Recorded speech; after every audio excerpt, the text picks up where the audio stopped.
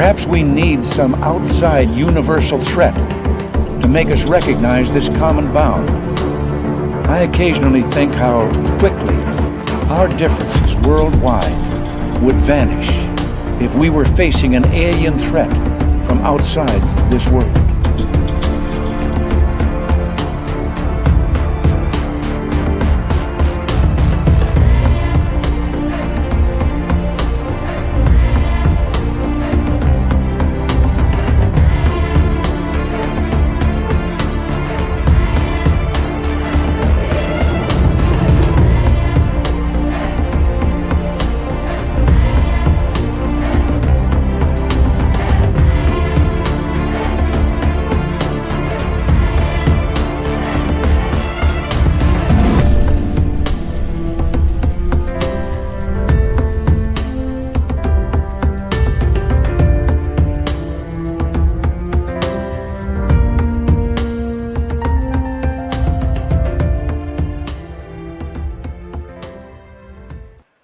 Good evening and welcome to another week of Spaced Out Radio tonight.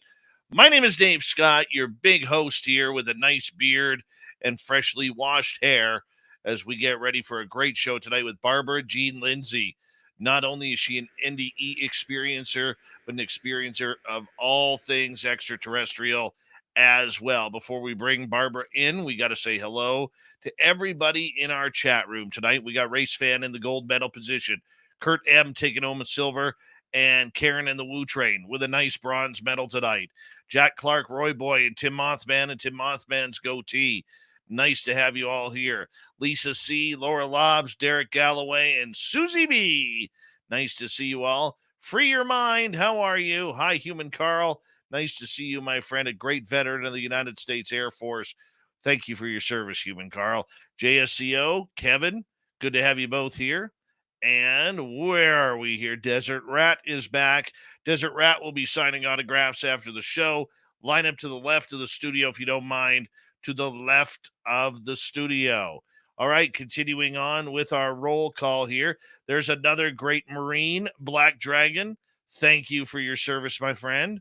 And D. Cohen, good to have you here. Where are we here? Nancy Thames, Ozzy, and Eternity Eternal. Nice to see you all. Deer Slayer, the Debster. Nice to have you both here. Mama Susan. What's going on, Mama Susan? Les Paul Holland in Australia. Doug Shelby is here. The Doug Shelby has arrived, which means we can officially start this show. And continuing on, Robert Lamoth, good to see you. And where are we here on roll call? Let's scroll on down. Just another guy named Harry. Richard Elmore. And Nick Adkins, nice to have you all here. Jessica S., good to see you. And let's scroll on down. Who else is here? Thomas Rock, W. David Page, and Justin Hemmingson. Good to have you here. Justin Hemmingson, by the way, will be signing autographs after the show as well. Line up to the right of the studio, if you don't mind. To the right of the studio. Okay, continuing on. 1 second here. Let's go here. All right. Where are we here? Bill Seward, how's it going? Welcome to SOR Chat. Millennium, my man. Good to see you. Sandra Kincaid. Javier from Cryptid 559. Good to see you. Lisa B., thank you for joining us. The Unknown, always a pleasure. Crystal J. Vanessa, good to see you. And Debster, thank you so much for kicking off the Super Chat tonight. The Super Chat is a wonderful way to support what we do on this show on a nightly basis. So thank you so much. And let's get the radio side going as we have to make room for Bill WD-40 to lube us up for tonight's show, because you always want to go into a show nice and smooth. You don't want any rigidness, just nice and smooth. It just works out better that way. All right, continuing on. Feisty Kitty, Christine Lynn, and who else is here? Skip to Malou. Nice to see you all. Discovering Sasquatch and Cryptids. Good to have you here. Linda B., Digger Dog, and Sweet Robbie G. Good to see you all. Rolling on down. Pay Parker, thank you for joining us. Bobo, Toe tag, always a pleasure. And who else do we have here? Let's continue on down. Oh, we are caught up right now. Brown Dwarf, Paramarv, good to have you here. And we got 30 seconds. 30 seconds before we launch. Barbara Jean Lindsay is our guest. And let's see here. Don't forget, you can go shopping at our Spaced Out Radio store on our website. We do not have ugly swag, people. We got nice swag that you actually want to wear. And don't forget, May 10th through 12th, the Vegas Fan Party. More info on our website. Here we go. Horns up. Let's rock.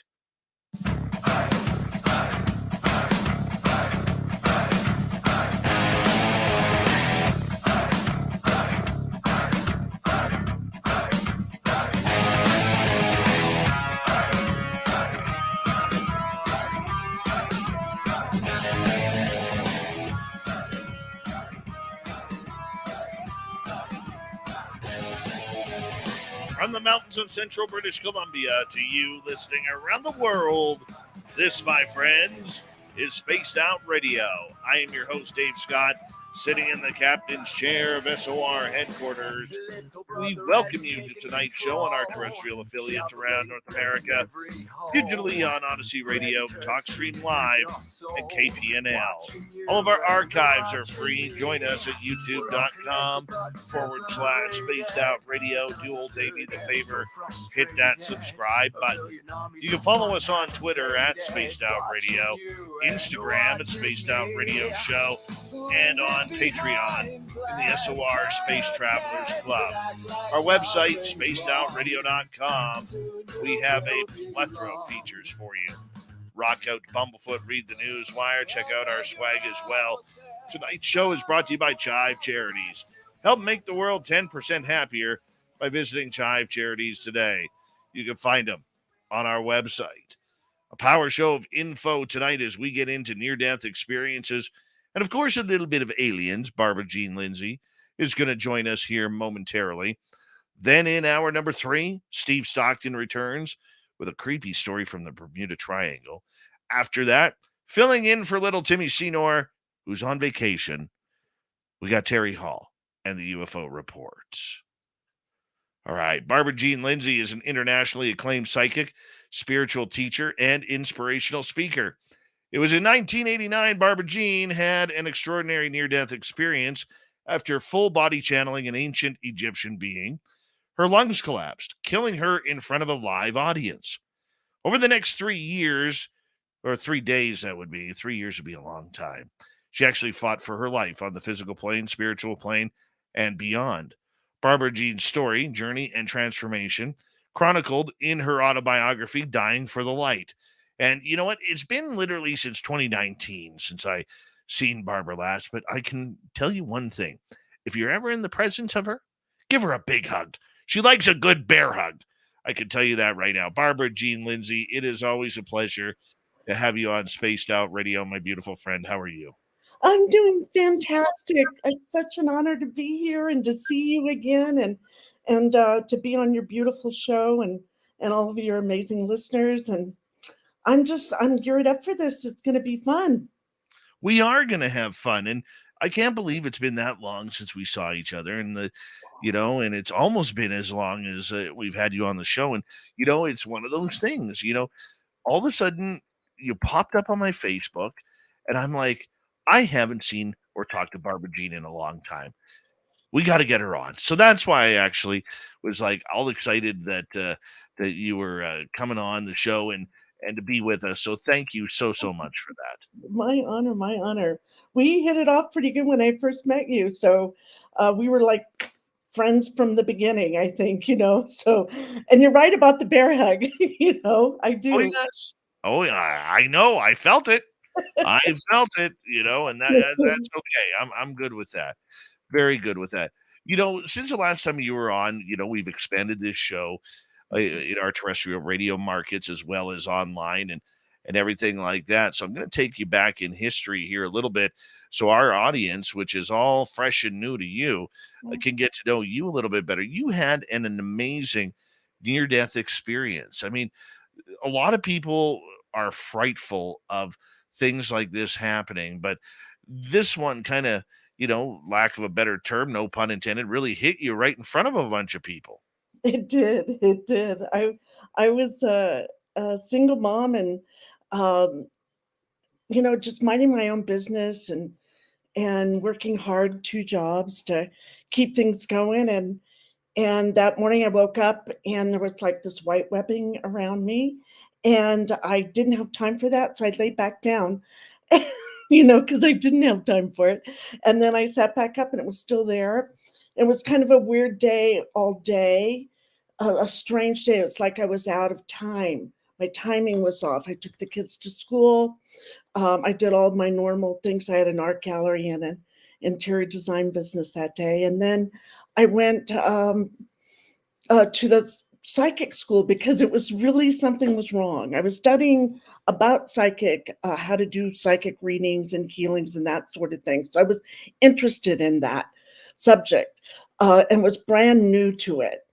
But that day I got you have to be careful what you wish for, because I wanted all the information about the cosmos and about why we're really here. And I was really I was a seeker of truth. There had to be more to life than just shopping and doing the normal things. It wasn't enough for me, I guess. So I asked to have it all by 5 o'clock. I wanted to know everything.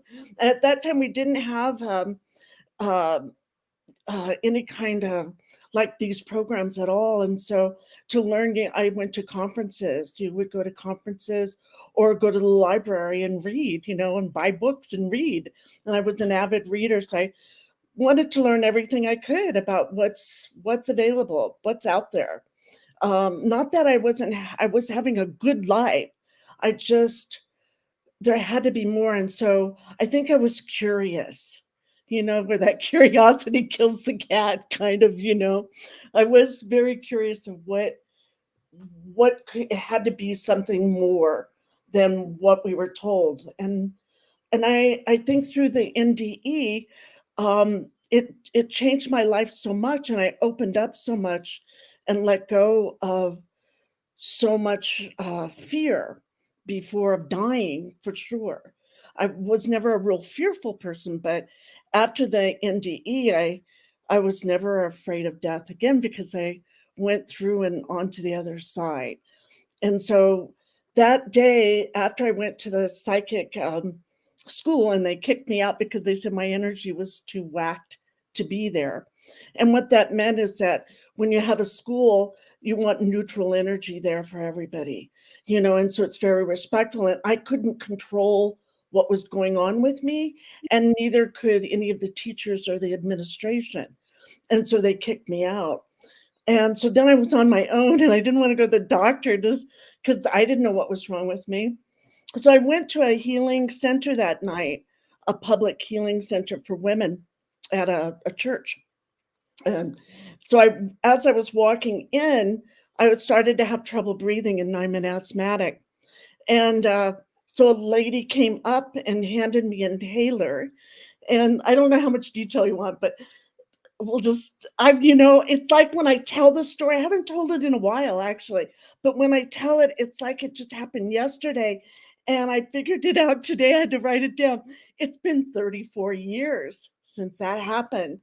And the trajectory of my life just changed like about face. So as I'm going up there, and she gives me an inhaler and I can't breathe, I walk into the building, and as I'm walking into the building, it's like 1,000 knives hit my chest, and the pain is so excruciating. I haven't had an excruciating pain like that ever since either. During that time, I had 3 children, and so that's not easy to do. But to have this pain in my chest was more than I could handle. And so what I did is, the pain was just clenching. It's like someone beating you and pulling your lungs, and it was just beyond the pale. And so I just snapped out of my body, and I left my body. And as I slipped out of my body, they put my body up onto the chair, and were trying to help me. And then I full-bodied channeled a being from Egypt who said he was there to kill me. And so he collapsed both my lungs. And he said, I said, channeled him. So it was this big male voice that said, Barbara has information that can't be given at this time. And then he said he was going to kill me. I'm going to kill her. And he did. He collapsed both my lungs in front of everybody. And I remember because I had a really good friend, I was to meet her mom for the first time that night. And my friend later told her mom, Barbara's not normally like this, So we laugh about it later. We can laugh about it now. But at the time, it was not a laughing matter. It scared everybody. And so they called the paramedics. I flatlined on the way. They gave me mouth to mouth. I was taken to the ER, fighting for my life. My family came. They were all told that I wouldn't make it through the night. And if I did, I'd lost so much oxygen that I probably wouldn't be the same, so they could say goodbye to the old Barbara. And so I was given left rights. And it was pretty serious here that was in Sacramento, California. So as I lay in the bed, my next memory, now when I was at the school and they put me up in the chair, I don't have memory of that, but I have all the women who told me the stories together afterwards, that's what happened. But the part that I forgot to tell, I think last time on your show, is a very important part. And sometimes when I tell the story, it comes up and sometimes it doesn't. But as I was, he collapsed my lungs. When he did that, this is the weirdest part, I think, of the whole thing that happened. And then it gets even, crazier in a way. And I'm just a mom minding her business, I'm just, I'm not asking for any of this. And so the Thor comes down out of the clouds with I swear to God, his lightning, and he kills the Egyptian being, and he saves my life. And they saw that in the room, a group of psychics, because it was a psychic healing center, and they had a row of psychics. It was their job to read the energy of the room that night. And so that's what they did, and that's what they saw. And they all agreed, and they all told me, and all those women are alive, so someone could ask them if they wanted to, and I have my hospital records and everything too. And so after Thor saved my life, I don't have a memory of that. I don't have a memory of the Egyptian being. I don't have a memory at all, except for walking into the building and then having so much pain. And then the pain stopped and I popped out of the body. Now, where I went and where my body was, two very different places. My body fighting for its life. And this is when people usually say, can I have some of what you're having? Or can I, you're crazy, or, you want attention, or, all those terrible things they say to you, and I've learned to live with that. I'm a very ultra sensitive person. And so it was really hard for me to get through all the meanness from people, when these things happen. And so, but I'm also very stubborn and strong. And I think that helped me get through too. So I'm on the other side, and where I go as a body, while my body's there in the hospital fighting, I as a spirit popped out. When the pain was too much, I popped out. Now, where I went was a most beautiful place. And it was this warm, undulating water, kind of like going back to the womb in a way. It was this warm, beautiful water with so much love. This love was beyond. I had 3 kids. I was a mom. I loved my kids, and I thought I was a real lover, but this is beyond mom's love, okay? It's beyond dad's love for their children. It's beyond the love for your children. And I was in this love, this watery love. And it was the most beautiful thing. It was alive. It was intelligent. It was moving. I was with it. It was with me. And I just had this whole love fest there. And I became one with everything, with all of it. There was no division. It and I were totally one consciousness, one unified. And then I looked down in all this love and I noticed I didn't have a body, but yet I still existed.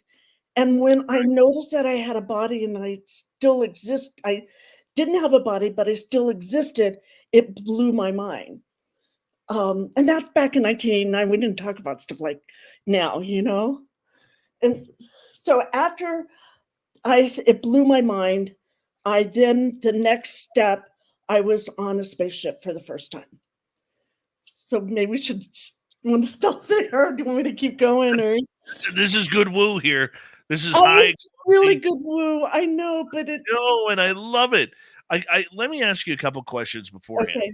Okay, because as my audience knows, I am petrified of just a couple things in life: Mm-hmm. snakes, sharks, and death. Oh, That's it. oh, Freaks me out. Freaks me oh, this is good to talk about it then, huh? out.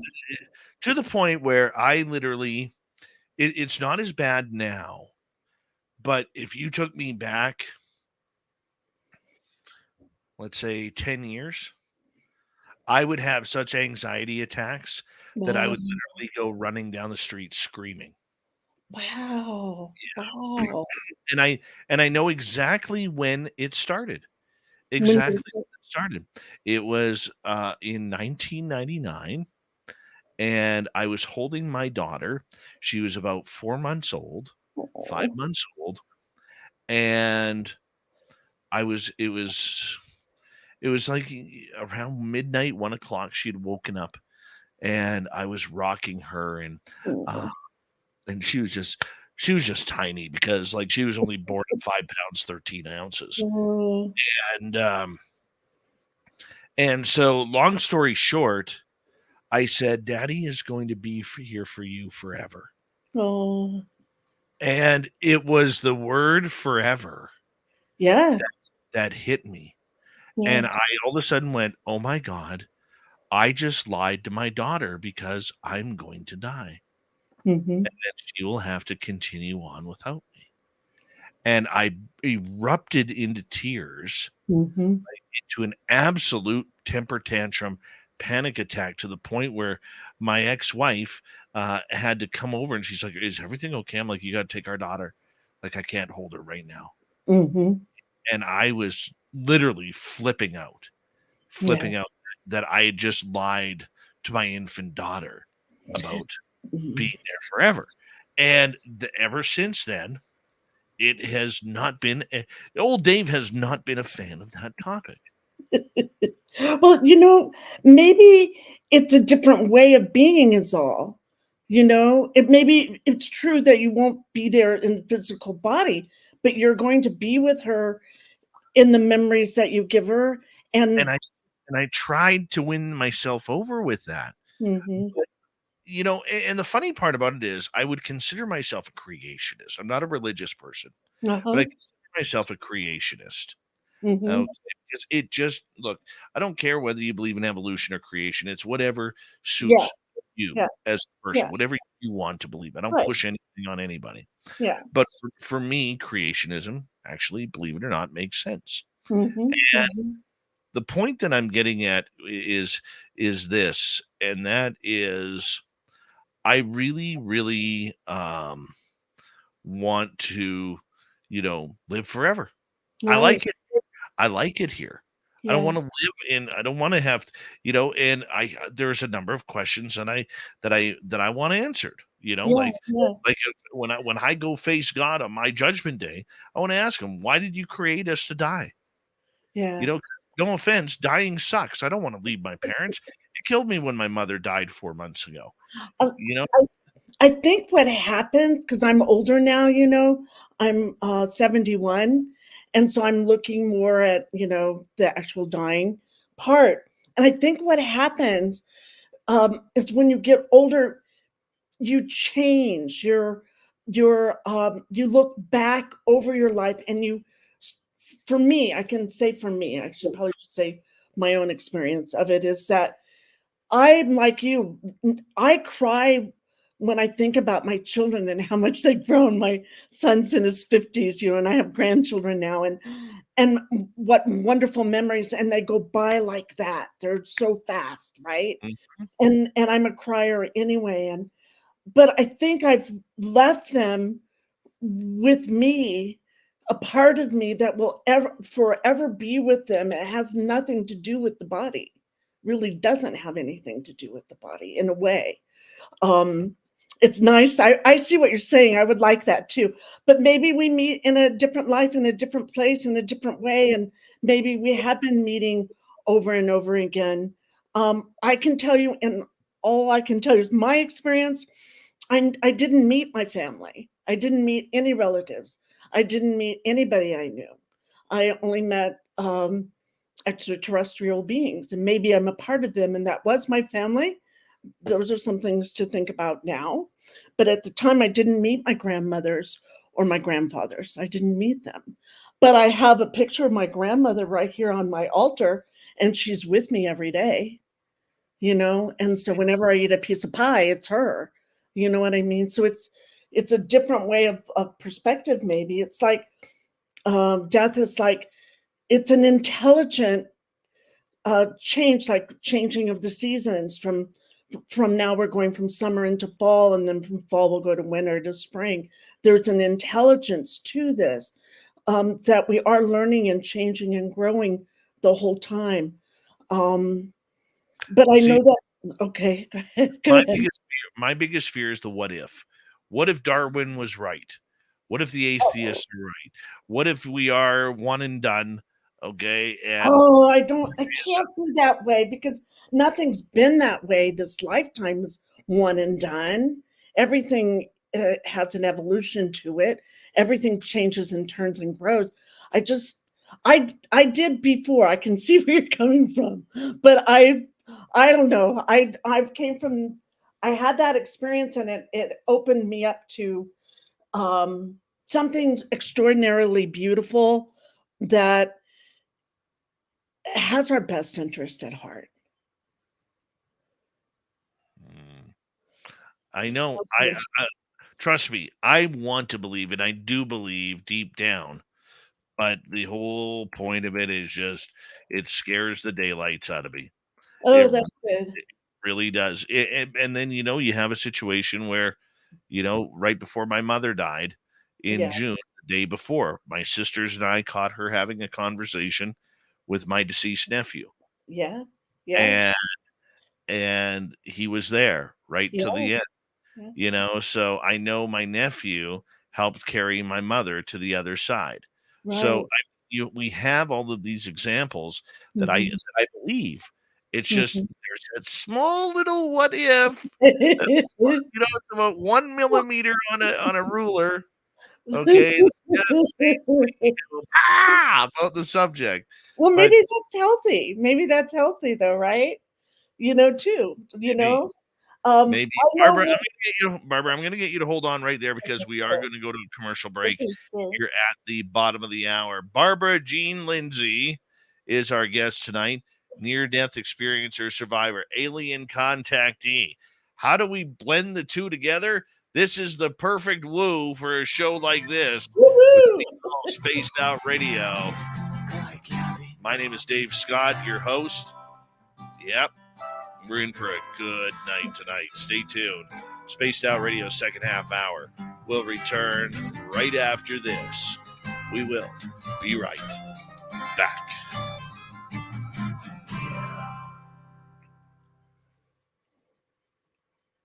All right, we are clear. And just so you know, our YouTube and podcast audience can still hear us. The radio side cannot. Okay, that's And trying to get rid of heartburn right now. oh, hmm I get all passionate when I talk. I know. I kind of go, I and love it. it is woo. I agree. It is woo. And that's the thing with the experience. See, you have to experience it. Then that experience is a great teacher. I'm surprised they haven't thrown me it yet. I really am. They have thrown so much at me, whoever the hell they are. Yeah. I'm I don't, love is pretty amazing thing. It's pretty amazing and pretty powerful, and like the love for your daughter, it's pretty Yeah. cool. It's it goes beyond any of this. Kira, I did not eat tacos and hot sauce. No, I oh, it's like having a personal conscience that has your phone number. That's Kira. I love Kira. That's awesome. And she's an amazing experiencer too. But she's hell bent to get me back healthy again. Water, Kira, water, right here. Very good. But yeah, no, Kira, I had lasagna for dinner. That's what I had. I had lasagna for dinner. So yeah. Your hair is looking great there, Barbara Jean. Oh, thanks. I take a vitamin for it. It's called FOTI. Have you ever heard of it? It's called FOTI. And No. I'm doing an experiment with it because this is my natural hair color, but I was really getting white, really, really white. And so my friend told me of this vitamin that you take and your hair will turn back to its natural color, probably within the year.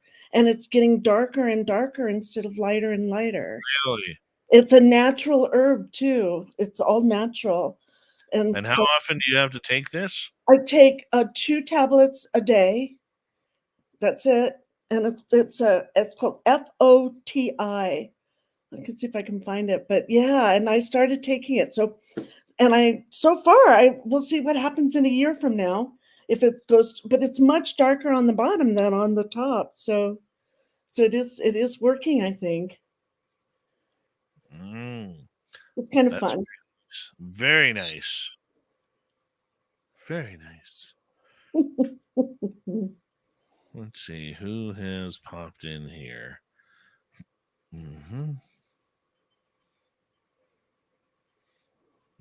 I understand that, W. Decker. Totally understand that.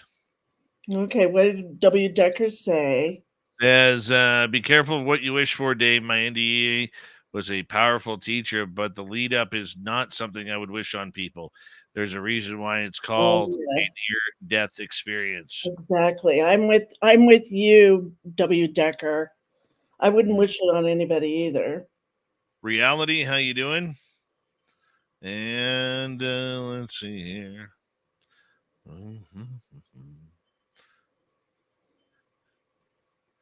Bill Seward, look at this. His first time here. Hey, Bill Seward. Hi, Bill. Give you a few claps there. Emmy Todd, how are you? Pixie Lara and your beautiful purple hair. What's happening? And Rex Emilian, good to see you. And we're caught up there. With 1 minute to go, I should say the super chat is open. It's a wonderful way to support what we do on this show on a nightly basis. And a big thank you for Debster for kicking off the night and the week with the super chat. Very much appreciate the love and support. Hello, gorgeous Kim Jellin. How many times have you brushed and flossed your teeth today? Please give us an update if you don't mind. Also, you can shop at our Spaced Out Radio store. Yeah, we do not have ugly swag, people. Remember that. When you're looking through that, you're like, that's not ugly. That's not ugly. No, we got nice swag. And May 10th through 12th, put it on your calendar. Barbara Jean Lindsay is going to be joining us. I am. For the 3rd annual Spaced Out Radio fan party at the Silver Legacy Casino and Resort. Yes. Yep. Bring your toothbrush, people. Kim Jellin with me. And what else can we tell you? Oh, yes. Pardon me. A big, big thank you to both Eli and Joanne, our two newest members of the SOR Space Travelers Club. Here we go.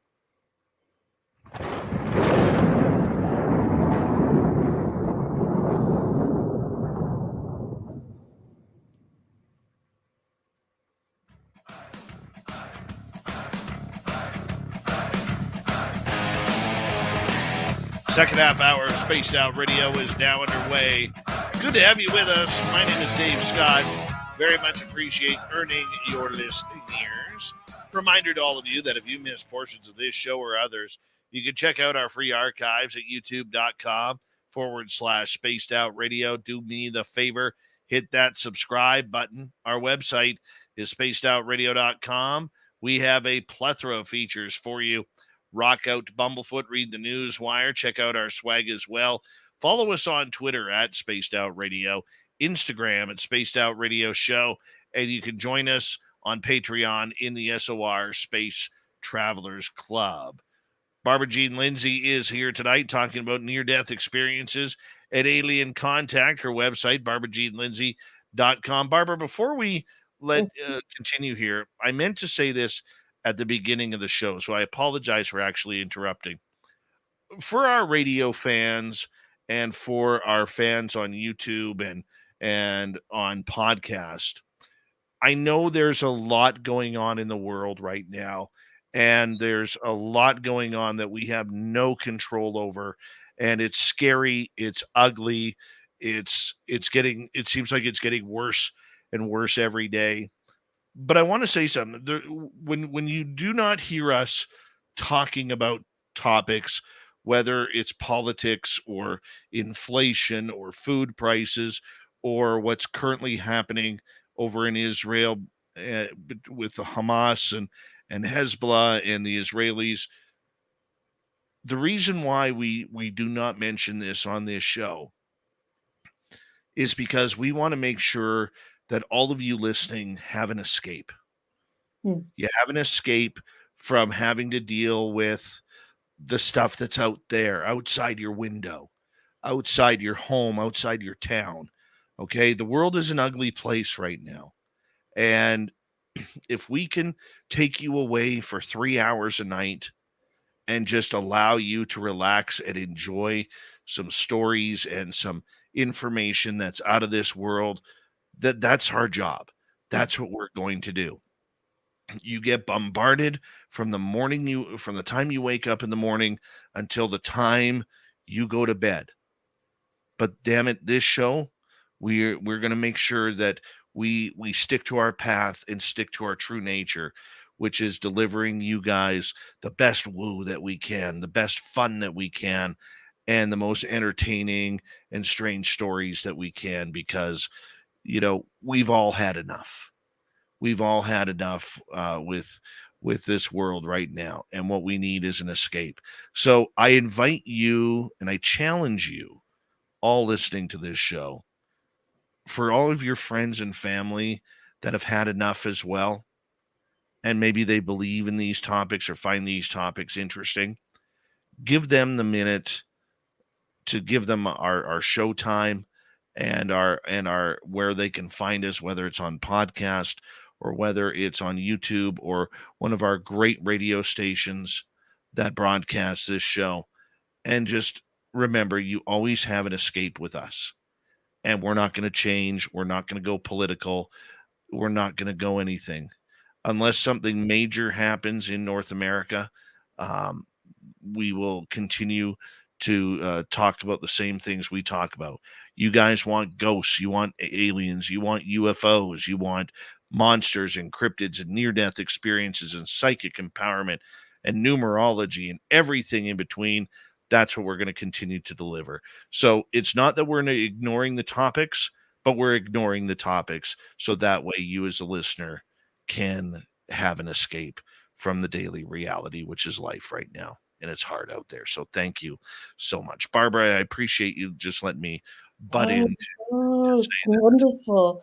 We need sacred places. We need these places where we can connect with one another and remember who we are and why we're here, and that we're powerful and we can kick ass if we need to, and And in order to do that, you have to have some downtime too, and recalibrate, right? And build up before you can give anything out. I see a lot, I say that for myself because we we all need a place where we can go and feel safe, right? Some Absolutely. yeah. Absolutely. And like I know there's other shows that are going to be mentioning everything that's going on in the world. Mhm, Not here. I want a mhm. break. Yeah, And we if I need want it. a break, I can just imagine how many other people out there need a break. Yeah, yeah, yeah, yeah. So, And I know that love isn't a easy topic for people, really. You would think it is, but it's not. They do think love and woo are go together, but I think love is the most powerful thing we have here on this planet. It really is powerful. And it doesn't mean that it's going to shoot anyone down, but it will. I've seen it heal. We've seen miracles. You've talked about miracles on your show, hands-on healing miracles, right? oh yeah. And so, I mean, and you might have a miracle if just someone watched your show tonight and they, who knows, right? Where it goes down or how it goes down, but your intention is beautiful. It really is. And I'm just honored to be here with you. Well, we appreciate you being here as well. And, we were talking near death experiences right off the bat here, and we will get to some aliens here momentarily. Yeah. During your NDE, did you ever did you ever recall going through your judgment day or anything to do with heaven or anything above that? No, no heaven, no hell, no tunnel, nothing like that. And a lot of, I can't quote you, I don't have it in front of me, but the studies are saying that a lot of them, you don't have tunnels, that's kind of a old wives' tale now. But I had an experience that opened me up as a person. And what I'm saying on your show tonight and on my show, it's about the truth. I just want the truth, however it comes and whatever package it comes in. And I want to speak the truth always and with honor and integrity. And that's the world we're building. That's what you're building, right? That's what we all want to be with our family and our friends and do what we love and be creative. And it's simple. We're simple in some ways, very simple. It's those simple things, right? Um, and dance and make music and um, have friends and family. I think that's been a big shift for our society, and I think it's been a good one. That friends are. It doesn't matter what you have, but if you have friends or people that love you and care about you, especially now that I'm getting older too. It's these friends I've had for 50 years. I have friends for 50 years, and that are just amazing. They're just amazing. And we have agreement. We don't speak religion and we don't talk politics. And I don't talk woo. We don't do that. We just, how you doing? How's it going? And that just makes it all good. It makes it good. So, and then we talk about the old times of the trouble we got into and, that sort of thing. Oh yes. And I'm sure you were a naughty one back then. I, I'm I was okay. Uh, oh yeah, I was. I I was. want to ask you. I want to ask you about your death experience. You Mhm, didn't see heaven, you didn't see hell, you didn't have any judgment, no tunnel, no nothing. mhm. So different than what everybody else seems, or almost everybody else seems to talk about with their near death experiences. Yeah. Have you ever questioned why yours was so different and unique? I thought it took me a long time to figure it out. I was there, they were teaching me. And they were teaching me, they taught me through experience. And I had to get out of my stuff and out of my way so that I could hear what they were saying to me. And so they took me to different places and taught me different teachings, right? The first one they taught me was with the Mother Earth and with our Earth. And they had a hologram of the earth. And that was important, and that she's beautiful. We need to take care of her.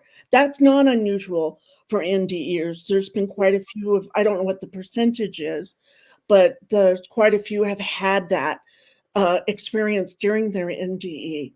That, you know, that, but I went into the Mother Earth and she went into me, and her heartbeat and my heartbeat became the same. And that she's alive. And for me back then, that again just was I never had that concept. I was a gardener and I loved gardening, and I was all organic, but I didn't know that she was a real live being, and that where we go together. And with the First Nations teachings of that, right? That that for me was very profound, that first teaching, and that changed me, you know, forever, just having that knowledge. So part of that was to teach that to others, right? And by telling my story, I got to learn, and I got to, you know, maybe plant some seeds with people to think about that. I had never thought about it before. So that was one of the things they taught me. And then the second trip, I went with a guardian. He was my guardian. He was 8 feet tall, square shoulders, big white hood, long white gown. I never saw his face during the whole entire time, but he telepathed to me that I could call him the guardian. I haven't seen him since that time. So I'm hoping that when I pass that he'll be there, you know, because that would be wonderful. But every once in a while I can feel, because they also introduced me to a group of beings called the Council, and they were amazing. And so I had an experience with them. And so every once in a while I can feel them kind of come in. I asked them to come in tonight and be a part of this, because, you know, I like interviewing people, but for me to be interviewed, I'm kind of shy. Actually, you know, I am, and I'm outgoing and friendly and I love people, but I also am a little bit shy and I get a little bit nervous, you know? So it's I don't know if you do when you get interviewed, Dave, but I do. And so they gave me these experiences, and I had to, when I came back from all the experiences, when I came back, my psychic abilities were turned on. I had to learn how to use them. And I had a world view, and then I had a cosmic view. So when I came back, this little Sacramento woman with 3 kids became this, you know, cosmic being. And so you have to, it's like putting a gallon of milk in a teaspoon, you know. That's what you try to do when you have an NDE. That's kind of what I think it's like, because you don't have this skin dressing to carry it all in, right? So you're probably getting all kinds of so it's what happened to me, and that's all I can say. So so I share it with people who want to hear it, and if they don't want to hear it and they want to mock it and laugh, that's their opinion. I'm okay with that. Now, when I first started talking about ETs back in 1989, no one talked about it back then, you know, and so they really thought I was crazy. Now, just recently, my whole family, now that the government said there are ETs, there are UFOs, then my family thinks maybe I'm okay after all, you know. But I had to learn it for myself and work it for myself, and be okay with it before I could teach anything to anybody about anything. So I try and walk my talk. So your ET experience happened simultaneously with your near-death experience. Yes. You never Yeah. had anything to do with extraterrestrials before this. No, but you know, I was 12 years old, and I write about that in my book. And I was 12 years old, and I didn't write my book to make money. You don't make money writing books. You know, everyone who writes books knows that. At least I don't. I published it myself. I didn't care. I just wanted to get the story out. I was meant to do it, so I did it. You know, it's not like I do everything an ET tells me or an extraterrestrial tells you either, right? I was a very practical single mom with 3 kids. if I was going to go crazy, I could only go crazy from 5 to 5:15 because I didn't have time. I had to deal with all the pressure. I had to deal with all the changes. I had to deal with everything because I really loved my children. I wanted to be a good mom. That was still first. That had priority over everything. And so it's a wild world out there, and you come back, and I do know that one thing I learned being on the other side is you're never alone. And that gave me a lot of comfort that the moment, and I've seen it with people, the moment that you cross, there's someone there waiting for you, and you're never alone there. For me, that was important for me. So it helped me not be so afraid. How Um, did how did it strengthen your resolve to having a belief in a higher power, higher deity, whether it's God or something else? I think I and it are one. There's no separation. I learned that in the NDE when I became one with everything, right? Where you are it, it's you, and it's the love is beyond anything I had ever experienced before. So there is an intelligence that has I felt and still feel our best interest, even though I know we live in a really dark world right now, but we're also here, um, to make some changes. That's why you have your show. That's why I have my show. We want to make some changes here, and you're not going to do that unless you get inspired by somebody, or somebody, you know, tells you, tells their story. Stories are so important, to speak your truth and share what happened to you. And um, so I've done that for a long time now. And at the beginning, I'd have strangers come up, and I would just tell them, because I was given not a sign, but just a nudge. You're supposed to tell them you're NDE. I'm going, oh my God, I don't want to do that, but I ended up telling them, and it was the right person. And I think when I first came back, I was more on the other side than here. And now that I've been here for 34 years, I'm much more here than there. But there's always probably a part of me that's still on that other side, I think, and that's why I can kind of go back and forth. But it took me a long time to learn how to do that, is to be able to go back and forth, not die, but to have access to information, right? Okay, what's your questions on that, Well, for me, it would be, just trying to put the puzzle pieces together. Mhm. Okay, as you know, I'm coming at this from a completely freaked out point of view, as we Right, talked about in the last right. half hour. But I also know someone, a good friend of mine, Daryl, who is a deliverance minister, Oh, Daryl and Nichols? Was that Daryl Nichols? no, he Oh, lives up here in Canada, and he actually recalled having his judgment. wow. See, so And on mhm. this side, they didn't expect him to survive.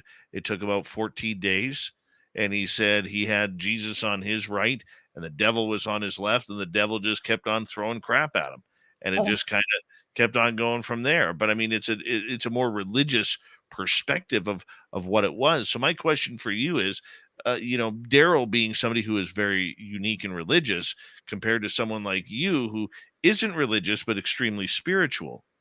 well, And I was raised um, Southern Baptist and Jehovah Witness. I was married to a Lutheran, and at the time when that was happening, I was Catholic. Okay, Well, so you really run the gamut. Are we taking odds here? When you're going to be a Mormon here or what? I don't know. I was interested in it. I was interested in religions and that sort of thing, and um, I think the natives have the First Nations. What got me to afterwards, right after going way up and being in the ship and having all those experiences, coming back down into the body, right? So I'm up above my body. I can see my body in the hospital bed. And I said, if I'm going to go down there, I'm going to really need some help. And so I go back up to the Guardian, and it's so dense here when you go, because what happens, okay, let me back up. With First Nations, they say that when you pass, or when you transform or transcend or transition, all of those words for it, that when you drop your skin dressing, you still exist. And I think that says it the most beautiful. And it's when you drop this skin dressing, and that was my experience on the other side, is I had dropped my skin dressing because I did not feel any pain. I had no association with my body at all while I was on the other side. I had none. So Okay, so I'm going to throw a wrench at you here with 3 minutes to go. Okay, good.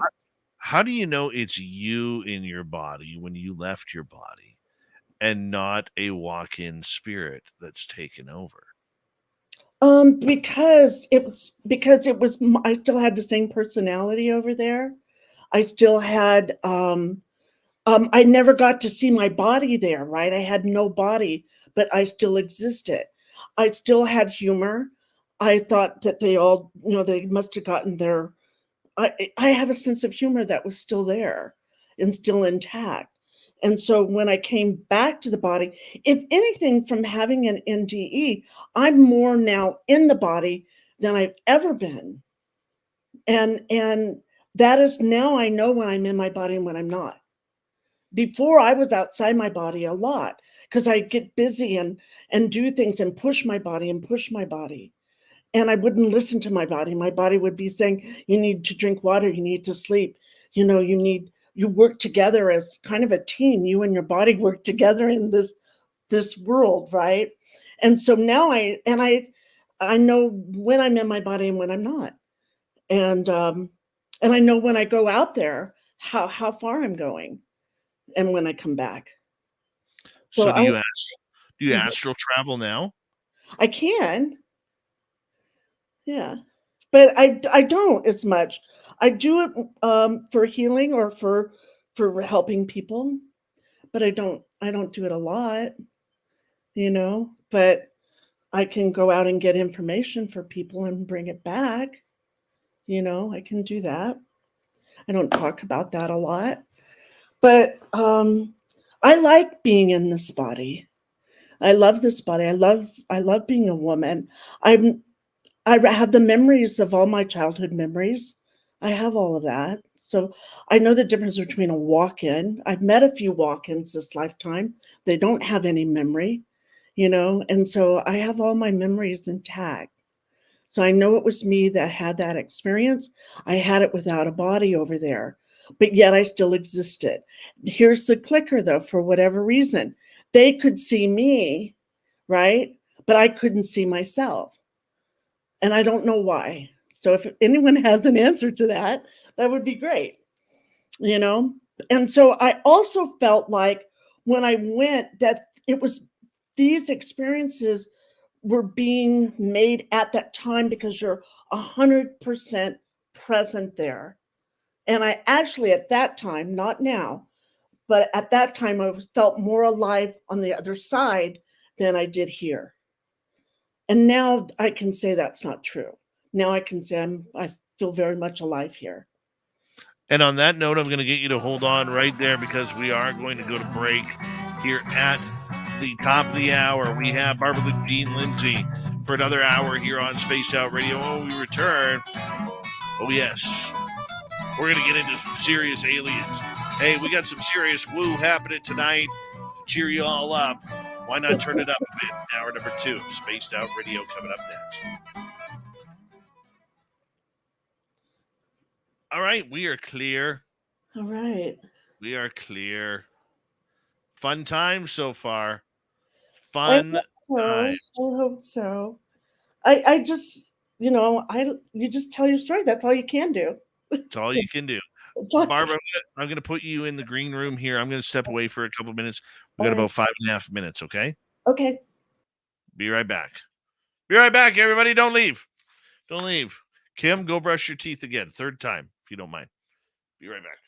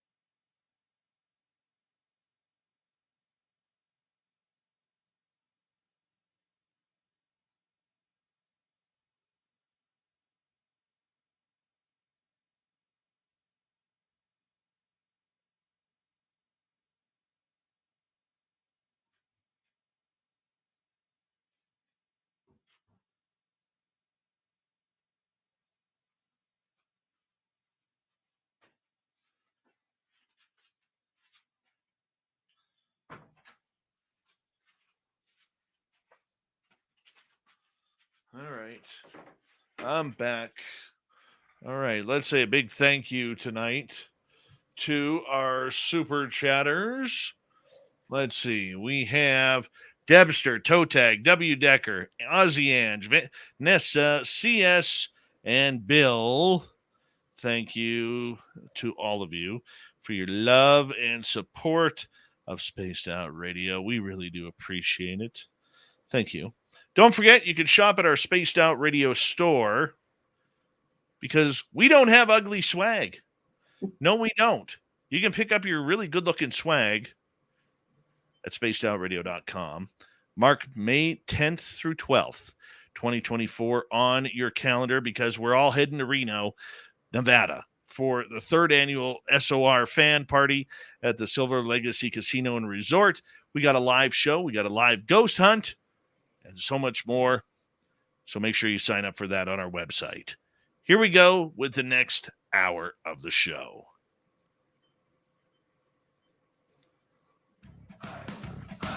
You're listening to Spaced Out Radio with Dave Scott. Follow Dave on Twitter at Spaced Out Radio and on Facebook, Spaced Out Radio Show. Here we go with hour number 2 of Spaced Out Radio tonight. Good to have you with us. My name is Dave Scott. Very much appreciate earning your listening ears wherever you are on this beautiful planet we call Earth. Hello to everyone listening in on our terrestrial affiliates around North America, digitally on Odyssey Radio, TalkStream Live, and KPNL. All of our archives are free. Join us at youtube.com/Spaced Out Radio. Do me the favor, hit that subscribe button. The Desert Clam has set the password for tonight in the SOR Space Travelers Club. Zendik. Zendik is your password. Use it wisely, Space Travelers, as the Clam sets the password each and every night right here on Spaced Out Radio. Our website, spacedoutradio.com. We have a plethora of features for you. Rock out to Bumblefoot, read the news wire, check out our swag. Follow us on Twitter at Spaced Out Radio, Instagram at Spaced Out Radio Show, and on Patreon in the SOR Space Travelers Club. Here we go. Barbara Jean Lindsay is our guest tonight on the Mighty SOR. We're going to get into aliens now because she is an ET contactee that came out of her near-death experience. Barbara, welcome back. Oh, thanks for having me. I didn't scare anybody away yet, though, right? No, you did not. But so what's it like having some aliens? Just be honest. Well, I think the biggest thing is when you come to it that the realization, it took me like 30 years, is that I'm probably alien, you know? When you look at all of it, you think, oh, you know, I've never fit in. I've always been kind of a weirdo, you know, so maybe my DNA is part alien. I mean, there's so much junk there, right? Some of that could be alien DNA in all of us. Could be. Could be. You know, I really don't know. I really, really don't know. And I mean, for you, when you had that first experience, did you recognize them as alien right off the bat? No, I never. It was the weirdest, strangest thing. It was that the weirdest, strangest trip I'd ever been on. But it wasn't anything to do with drugs or alcohol or anything like that, you know.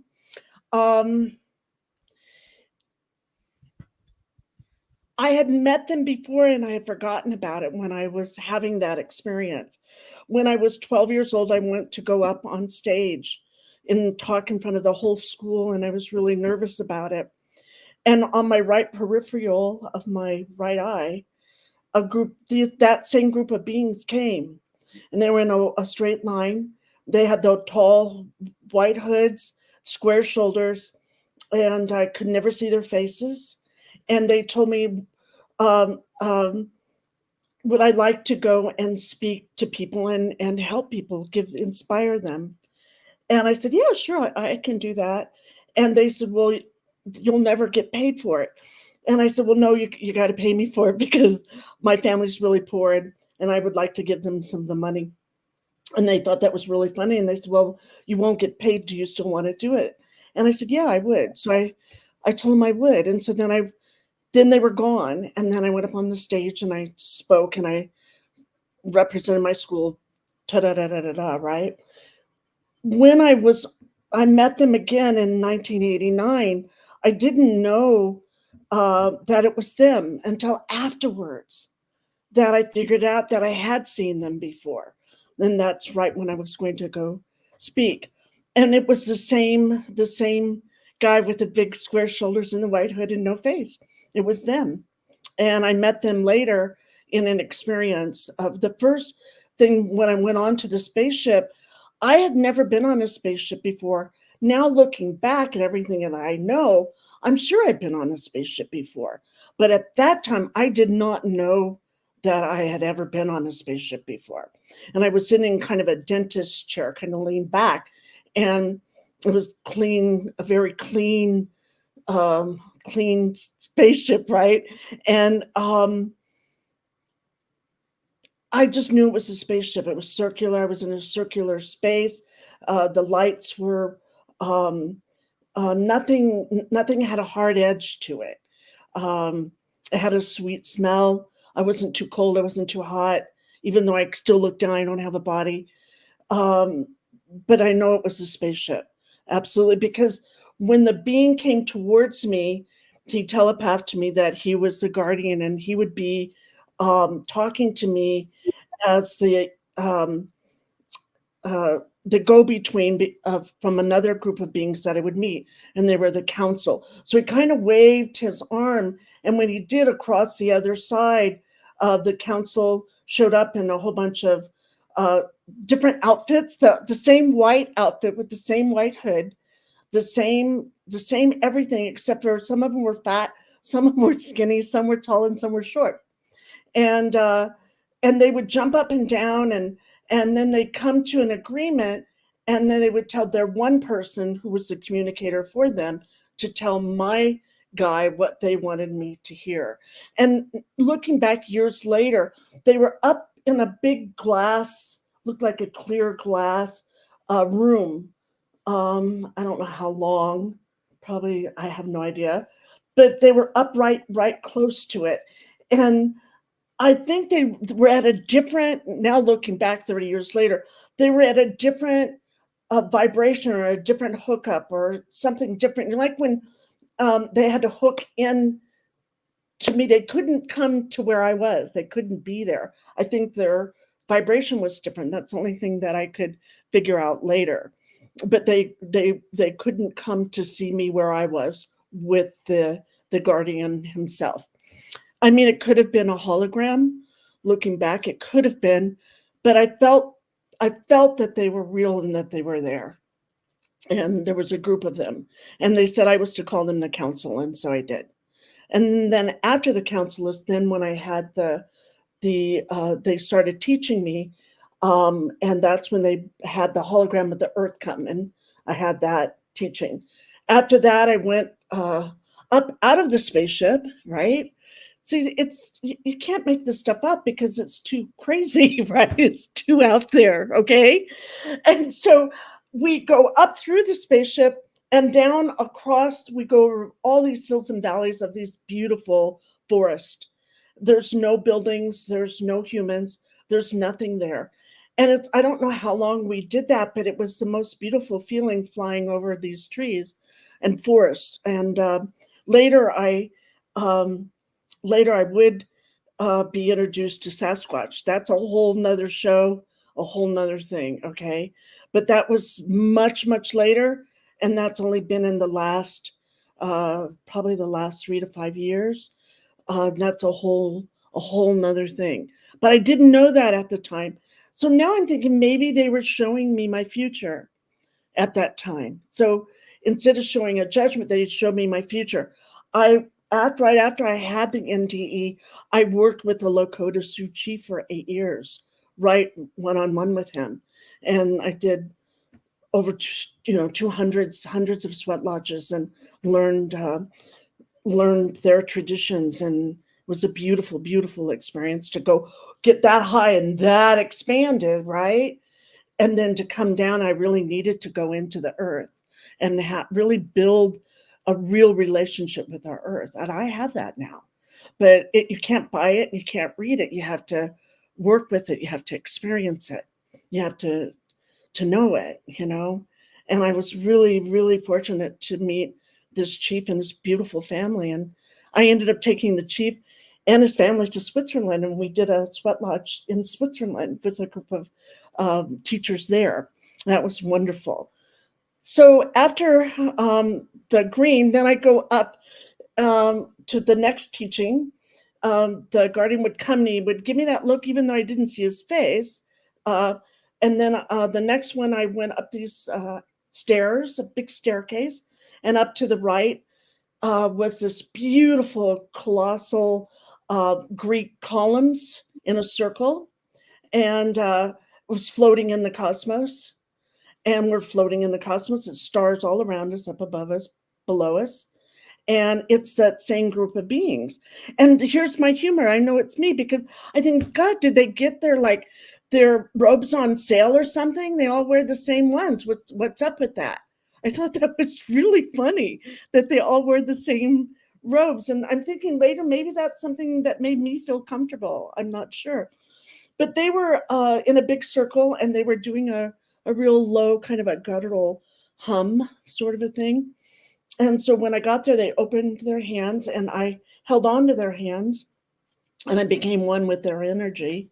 And in the middle on a column was this white vapor, and in the vapor cleared, and there was an image of the Mother Earth there. And they called themselves the Watchers. And I know there's lots of beings that are not good watchers, I guess. But this is my experience, and they told me they were the Watchers, and their job was to watch the Earth and to keep her safe. And they have been doing that, and they will continue to do that forever. And that I could come back there, and that I was a part of them, and they were a part of me. And that gave me a lot of comfort at that time. And so then I'm with them, and I'm having the best time with them. And then my guardian comes up, he gives me the look, and it's time to go. And I didn't really want to go. So from there, then they take me to a beautiful spaceship-looking place that is Victorian. Looks like a Victorian on the inside. It has these big white, those windows that have a little bit of a sandblasting to them. And there's black and white checkered floor. And there's hundreds of people, and they're having this party. And it's an ambassador party. And my guardian's right to my left, and he stays pretty close to me. And we're there to see all the dignitaries from all the different planets.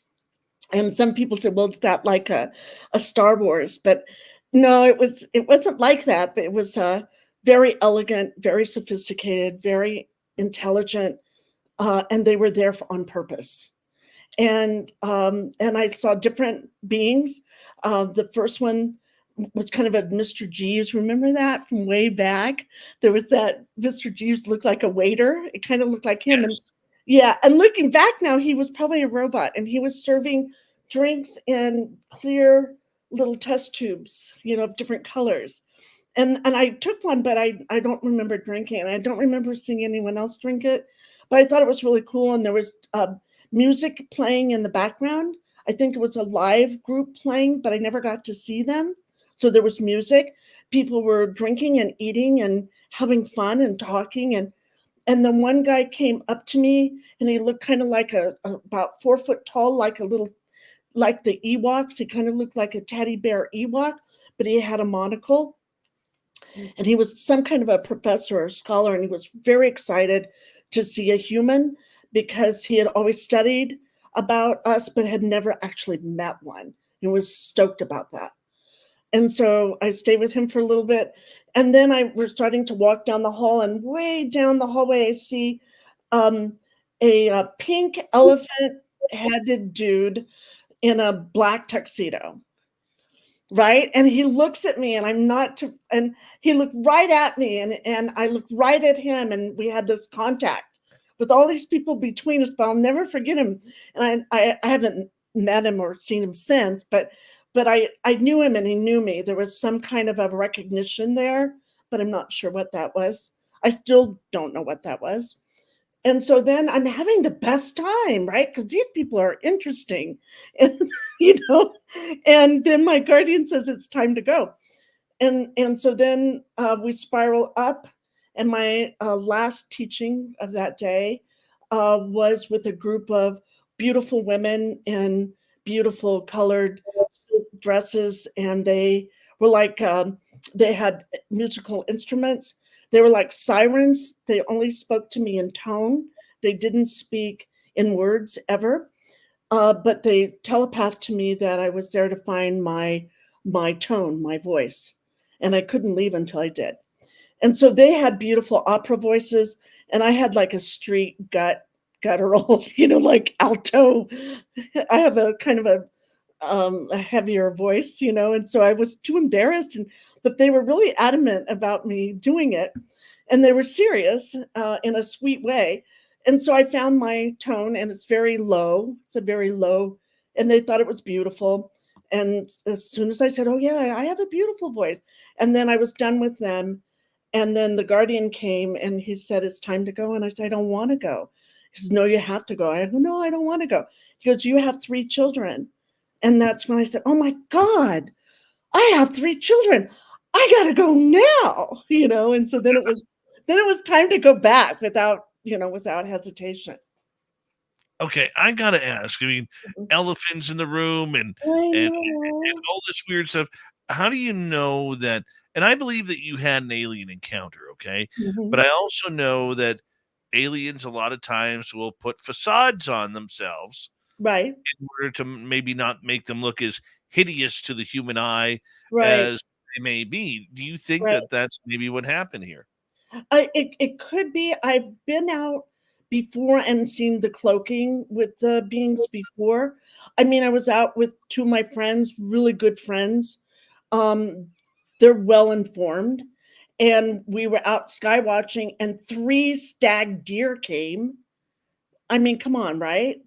It had to be a cloaking of something, and we had some missing time, and I can't say their names on the air, but these are people that are, you know, they come from a they're good working, hardworking, good people. So they don't make this stuff up. You don't do that. You just don't have time for that. And so they could have. I think the difference was, and I think I know what love is.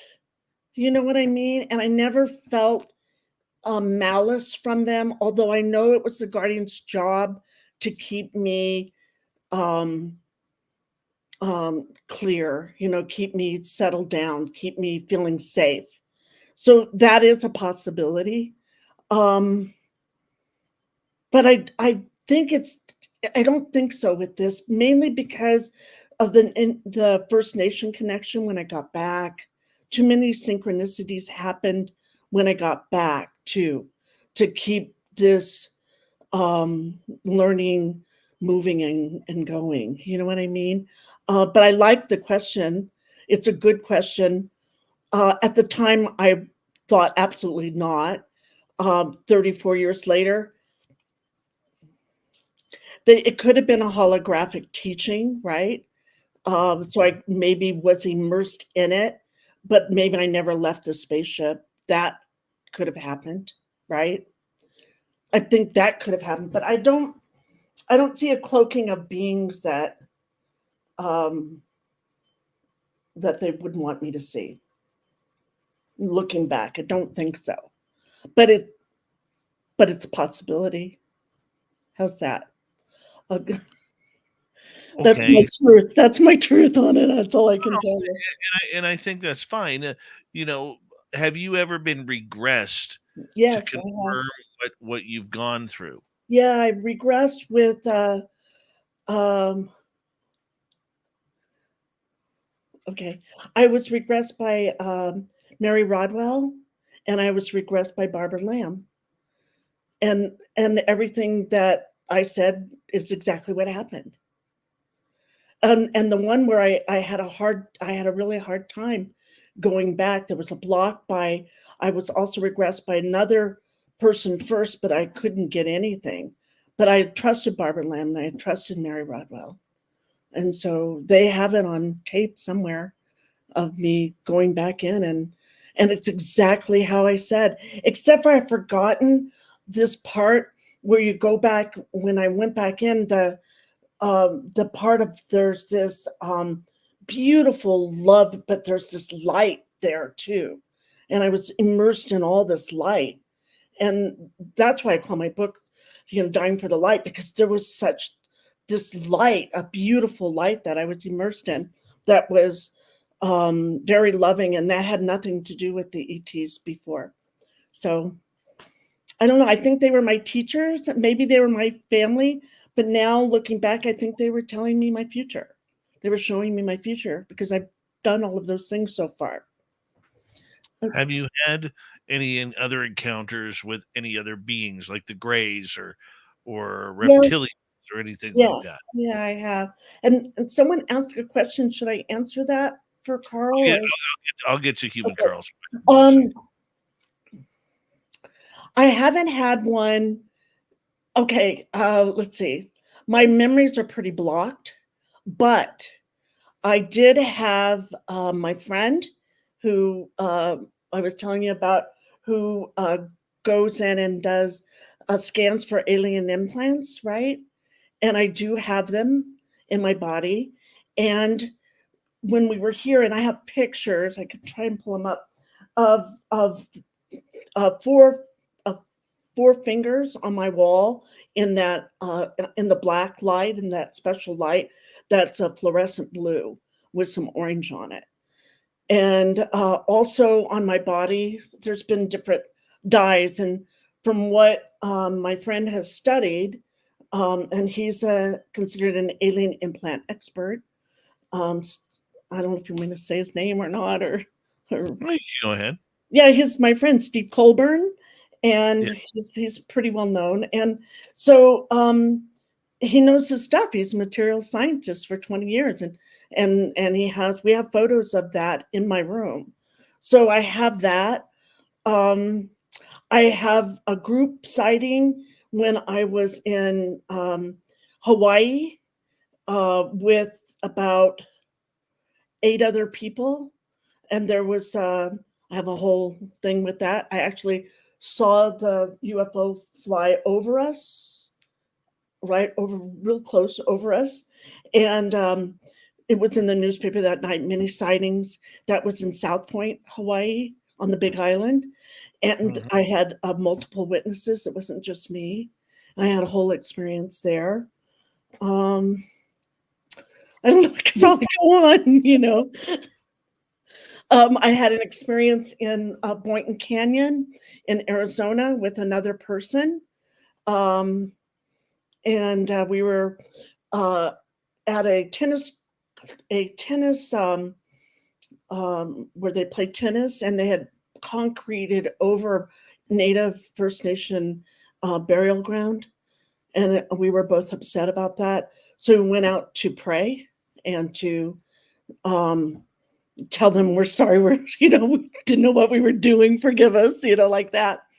And we had an interdimensional meditation, with the native there.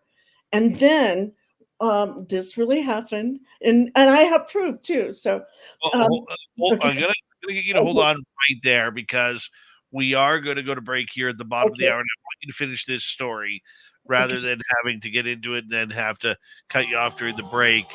Okay. But we're going to get into this incredible story. Barbara Jean Lindsay, an incredible guest tonight on Spaced Out Radio, about her personal experiences with near-death experience and alien contact. That's what we do here on Spaced Out Radio. We will continue right after this. Stay tuned.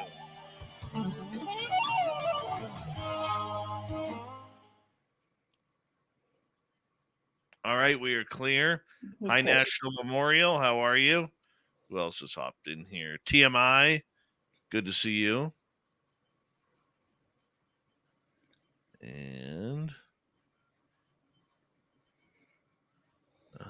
we go. There we go.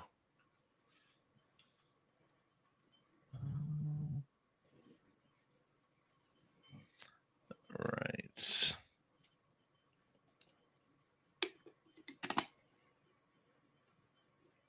Let's go like this. Are you having fun, Barb? I'm having fun. I haven't talked about all this stuff in a long time. I know, I'm having a blast. I hope I'm entertaining you because it's my life. I am writing my book about this right now, actually. So that's kind of funny too. Are you? Yeah. Aw. Well, that's nice. Oh, I've been writing it for 4 years, so I don't know if I'll get it done. I promised my son I would get it done, but I always find other things to do. Well, that's good. That's good. And let's go there. Let's hold on back to where.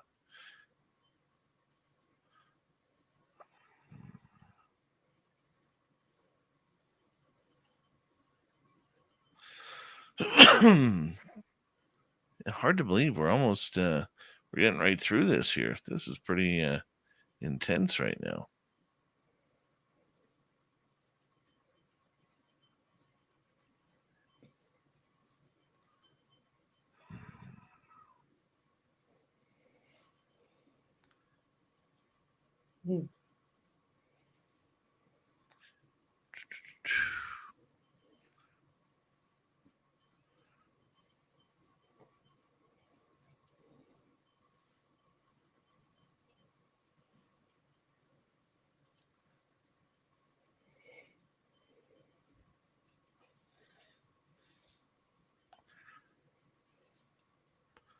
Bear with me here just a second.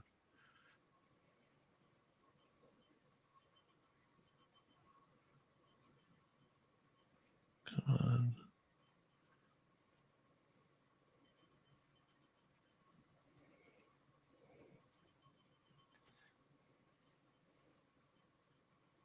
What the hell is everything? Damn it. Sorry, I'm trying to do like 3 things at once here, Barb. Hey, I produced my own too, so I know exactly what you're talking about. Oh, yeah. I know you do. And I'm not a computer person. You just learn, learn as you go, right?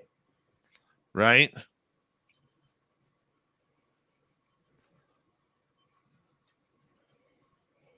Hmm.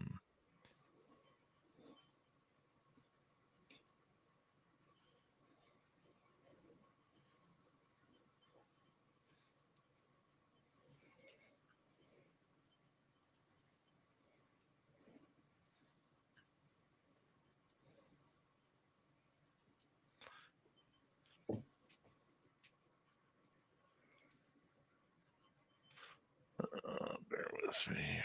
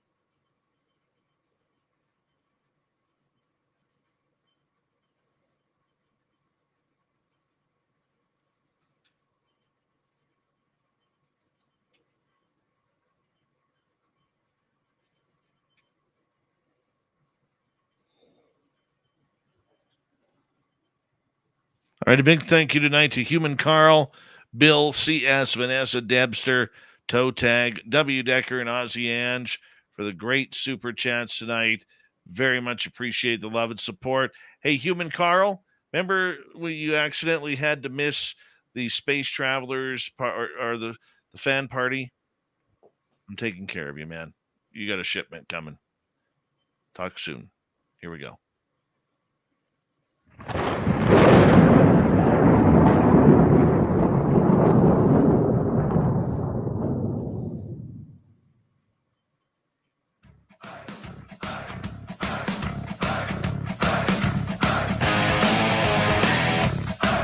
Here we go with the second half of Spaced Out Radio tonight.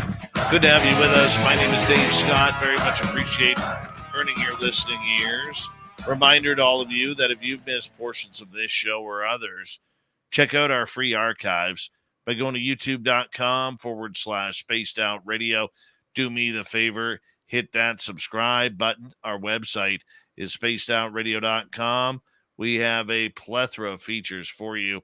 Rock out to Bumblefoot, read the news wire, check out our swag as well. Follow us on Twitter at Spaced Out Radio, Instagram at Spaced Out Radio Show, and you can join us in the Space Travelers Club on Patreon.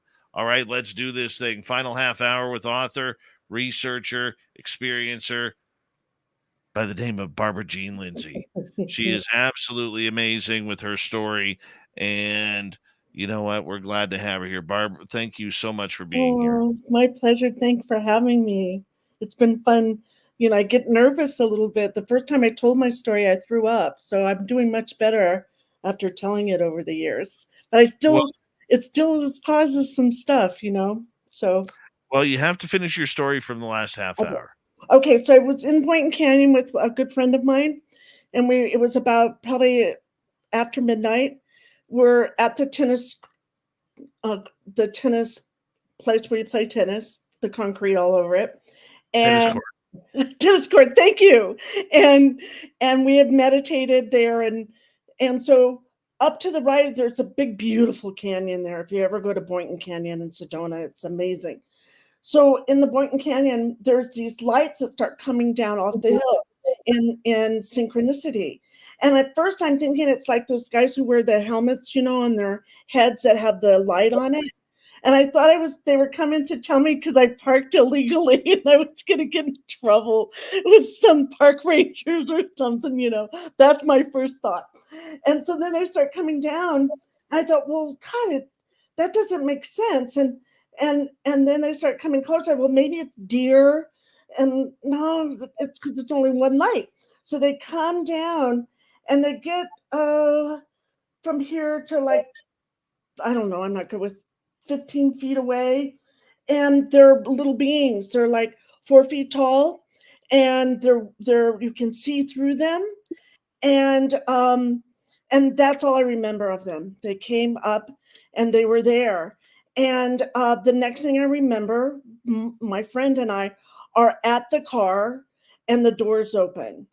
And we just, both of us don't say anything. We get in our car and we drive back to our hotel. We say goodnight to each other. We don't say anything to each other. And then the next day we go back. And because we started talking about it. 3 years later, and I have the book up in my shelf. 3 years later, I'm in a bookstore in Marin County, and I'm looking in the travel section in Sedona. So it's on Sedona. So I pick it up and I go to the page, and the person tells the same experience that I had. The beings come down off the hill. They're 4 feet tall and you can look through them. They're wonderful beings. They're called Kakakas, Kakakas, Kakakas. They have a name, and they've been here before we were, and they are the guardians of that mountain, and that you're blessed to have that experience, right? And I have a book, and this other person had the experience just like mine. So it always helps. I think that's when I started having people tell their stories, because you connect dots and you connect things. So I'm not crazy. So I have someone else who had that experience, not only with me, but someone who wrote a story about it. So that made my day. So it was wonderful. But that was in Boynton Canyon in Arizona. So that's another one that happened. So, let's get to Human Carl's question. okay. And he is asking, Barbara, when you were in spirit, were you constantly on the go, experiencing one thing after the other? Was there any time out time? It was rapid fire. I thought about that later, Carl, and I think it's because they wanted to give me so much information because they could only keep me there for that amount of time, considering what my body was going through, right? It was fighting for its life. And with that though, the time when I did feel the lull is when I was pissed that I was going to have to go back into that body, because the body at first I didn't even know it was my body, because I'm hovering in this hospital and there's this kind of chubby woman on the bed down there, and my friend, and I go, what does she do in the hospital? I didn't even know it was me. And so he gives me the look like it's time for me to go back down into the body. Well, I get pissed off. I don't want to go back down into my body. So I go up to him and I said, look, if I'm going to go down there, I'm going to really need some help. And so what can you give me? And so that's when he gave me white light. And I go, oh, that's all you're going to give me is white light after everything I've been through? And I didn't understand that at the time. He thought it was really funny. I didn't think it was funny at all. And I got pissed. I got kind of threw a little tantrum, and but then I got over it. And then I went to go back down into the body. But I was thinking about your question because I saw it before. And that's that lull is when I kind of had the fight kind of with the guardian a little bit. So that time seemed like it took forever, that whole little thing there. But then when I went to go transcend back into the body and fill up my whole body with white light, every little part of me. So I was totally in my body, in my skin dressing, totally in. And then I woke up, and it had been 2.5 days that I was in a coma. So that was the only time I think that there was a real lull that I can remember. Right. Okay. Right. For the time that you have had ET contact experience, Mm-hmm. last that you told you had missing time, how long were you gone for? And have you had missing time since? I think I have missing time a lot, but I more than most people, I think, in some ways. I think that's, I've lived alone for 15 years. So I think I do. I think I do check out. Like I said, I know when I'm in my body and when I'm not. I do, but also there's just time goes so fast sometimes, and I don't know if that's because it is or because maybe I was abducted and brought back. And that was one of the questions I really wanted to find out from Steve. And seeing, you can't go back once you see the implants in your body, and you can't go back once you see the writing on the wall, per se, that they are here. I think I don't have the memory of it though. I just don't. I just go, it's really a deep hit. I'd have to go under hypnosis probably to find it again. And I would be willing to do that for sure. Oh, so you definitely would want to find out. I would want to find out. I want to know the truth always. And that's like them cloaking. If they do cloak, I could handle the truth. If they're ugly, I've seen ugly people before. I don't care how ugly they were. I could get over that. We all could get over that. Give us a break. So that's No, I can understand that. Are you happy and proud to be an ET contactee? Because there are so many out there who have had not so good experiences that they could care less if they ever had another ET contact. I don't care if I have another one. If sometimes I wished I never would have had it, the NDE and the contact. That's a part of me, that aspect of me. And I could have just a normal life, but I wasn't happy in my normal life either. So I don't think I'm proud of it. If anything, it's been a burden to carry until just recently. the last few months. I mean, I went out on a limb pretty far here for a long time, and it's wonderful now that they've come out with it. So they don't really, I don't feel like they need me anymore. So I get to go retire or go on vacation or go get into some other good trouble, in a good way only. But I'm not proud of it. I don't think I'm proud of it, but I'm not embarrassed by it. It doesn't frighten me. I'm not afraid of it. I've acclimated. From the very first, it was pretty out there, and I was pretty, it was pretty intense for a good year, 2 years, maybe even up to 3 years, mainly because of me, having those experiences and expanding, but also the psychic stuff turned on 100%. I couldn't turn it off, and I had to learn how to turn it on and off. And that took me a long time to learn how to do that. But now I think I've acclimated the experiences pretty good, and I've had a pretty normal life outside of doing my show, and that sort of thing. Let's go to Sandra. Barbara Jean, when you had these experiences, were you on a respirator to help you breathe? I was, during the NDE, I was intubated, and I had something helping me breathe, yes. Laura would like to know, most have had a positive near-death experience. What are your thoughts about those who have a negative NDE? Well, that's probably made for them, for their learning, whatever it is, right? For me, for being who I am, I had this experience for me because we all have different fingerprints, right? We're all unique beings. We have a collective consciousness, but we have a uniqueness to us that's made just for us. We're like custom built, And so for me, I think it was made just for me. And if it would have been to my best experience to have a negative, I would have had a negative one, I think. I have a different theory on that, if I can pass it by Yeah, you. yeah. I think that people who believe, for the most part, have an incredible experience.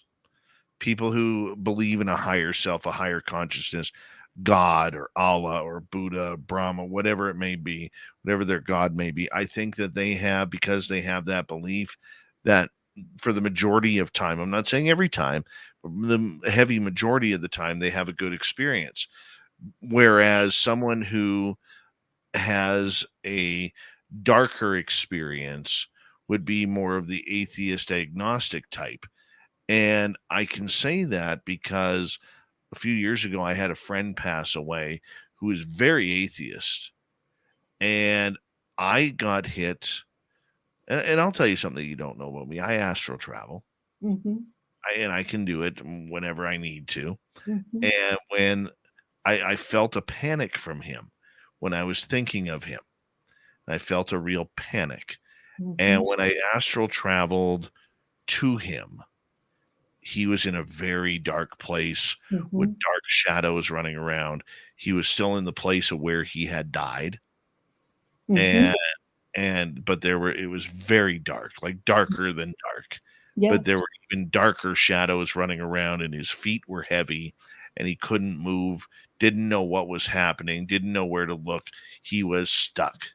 Mm-hmm. And I think that's because he never had any personal belief in anything beyond. Yeah, he created that, right? Absolutely. Yeah. So that's my theory. Yeah. And that was for his learning, right? Could have been. Could have been.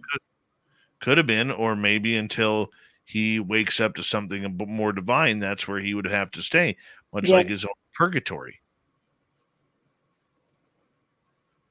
Yeah, that makes sense. I just feel like there's someone watching out for him to have that experience.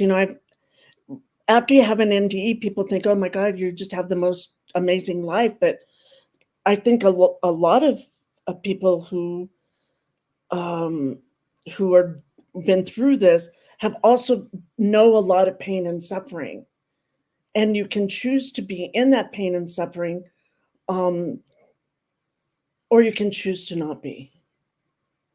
And you do have a choice. And I've learned that over the years. I've been through a lot, been through a lot of pain, a lot of suffering since the NDE on all sorts of different levels. And I could barely pull myself up and out of it. But each one I got stronger and wiser and learned from it, tremendous amount of wisdom from it for myself, not, but we have a choice. I think we have a choice.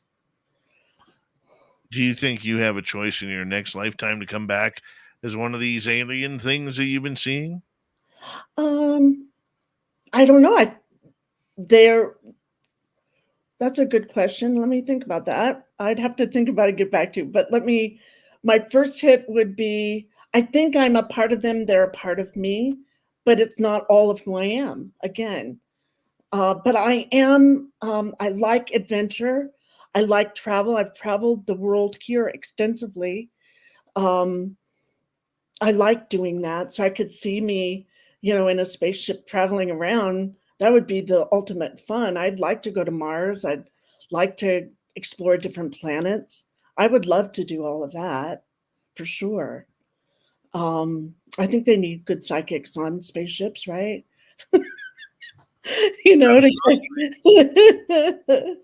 So I think that would be wonderful. Yeah, I guess we'll leave it at that, I think. What do you think extraterrestrials want with us? Whether they take us for the good or the bad or whatever it may be. What is your thoughts of that? I think they've gotten what they wanted. I think it was maybe a DNA testing. I think they were learning how we worked, what made us tick, whether that's for good or for bad. We'll know. We're going to know pretty soon here, right? Because it's going to be happening more and more. It feels like a quickening to it. I think there's good and bad. I don't think it's on this planet, we're either black or white, and there's just so much gray, and it's all in the gray is where it happens. Okay. And we're being kind of fed a little at the time so that we don't bend our minds, right? So that we don't all go crazy. So it's working with us. Is it to our benefit or not? I've had positive experiences. I don't want to be mind controlled by anybody, whoever it is, whenever. So I'm a fighter. Area 51 wants to know, is it the same entity that visits or is it different entities? Different. They're all very different. They're all very different. It depends, who I'm with and what I'm doing and where I am. So it's the different locations. When I'm by myself, mainly it's the guardian. He'll still come, but it's more, I don't ever get to see him with my eyes. I can feel him. And, but not very often. I've never actually seen him. I'd love to really see him. And I haven't been able to do that. That would be awesome. Have you ever had a negative experience? I haven't yet. I know it's not fair, right? I should have a negative in there somewhere. But so far I haven't, that I know of. Now, when I was regressed, it was all positive. There was no negatives. So I think for me, I think I'm kind of like the guardian was for me. I think I'm like that for the people in a way that I'm kind of I just said what happened. I tell my story. This is what happened. I help people tell their stories of what happened. And maybe we can find a middle road to be able to be a part of our society, or we be a part of their society more than, and help us. Not that we need the help, but we need to change the planet here. It needs some help. You said that. I've said that. Doesn't take a rocket scientist to figure that out. If we can become stronger and wiser and and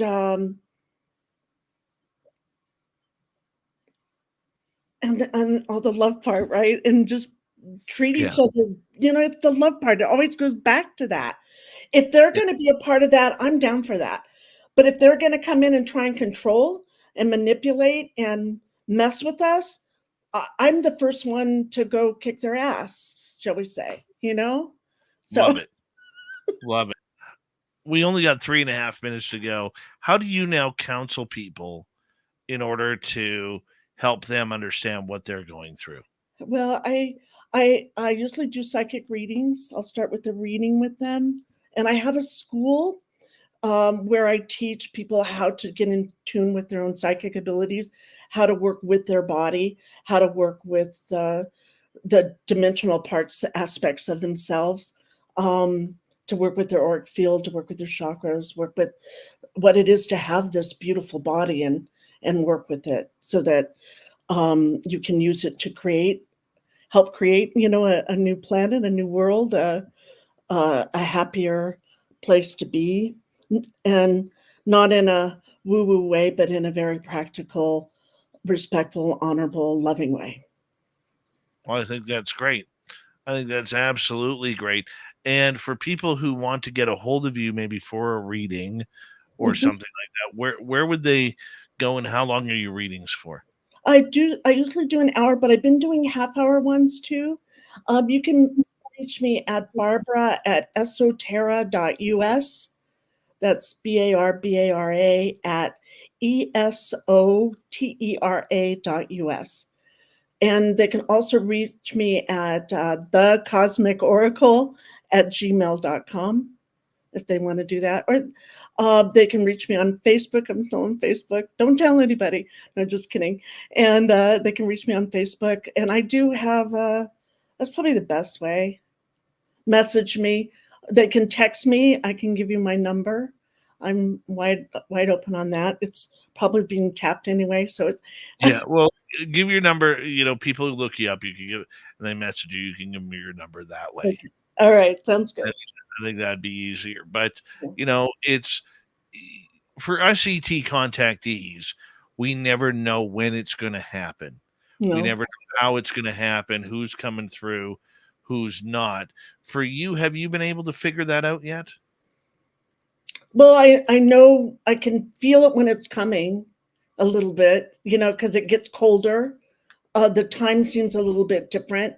And I'm just ready for it, where you just kind of know it. There's a sensibility of knowingness that it's going to happen. And what does that feel like? It feels a little bit tense, a little bit cold, a little bit tense. And, but I'm not afraid as I used to be. I'm not afraid anymore. I used to be afraid, but now I'm not. Until they come and then I probably would be afraid. That's probably why I haven't seen them, right? Because, I would really like to see them in the 3D. I know, be careful what you ask for. I always want to have them come over for dinner. Sit at my table. Let's share, break some bread. Let's, open up a bottle of wine and let's talk. That would be the ultimate ET experience for me, okay? So they could do it my style or your style, right? Not just their agenda all the time. How about our own agenda? So, hey, I'm still trying to figure out my own. Barbara Jean Lindsay, I'm so glad we had a chance to reconnect here, my friend. You continue to stay awesome, and thank you so much for your love. Thank you. Thank you so much for having me. Love you, my friend. Love you too. Coming up next on Spaced Out Radio, Steve Stockton from Among the Missing gives us another spooky story. Then Terry Hall filling in for little Timmy Senor on the UFO Report. We got a great show in the final hour coming at you. Stay tuned. Thanks, Barbara. Thank you. Bye. We'll see you in Reno. I look forward to it. Good. Good. All right, my dear. Take care. I'll be right back, guys.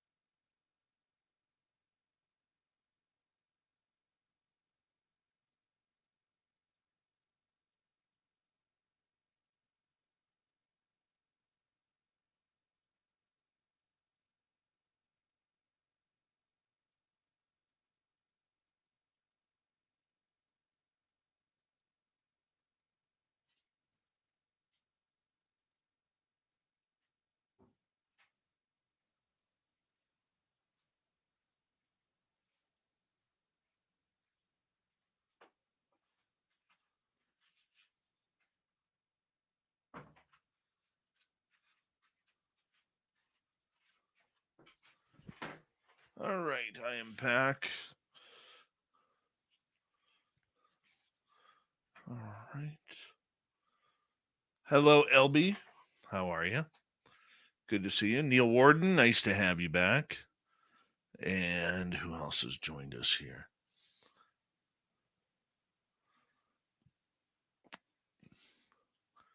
Yeah, Barbara Jean's awesome. Hey, there's Random Gee. Random Gee. What's happening?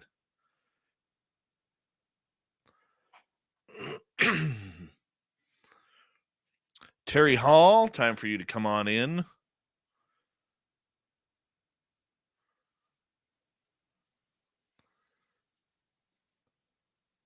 Magnolia, good to see you.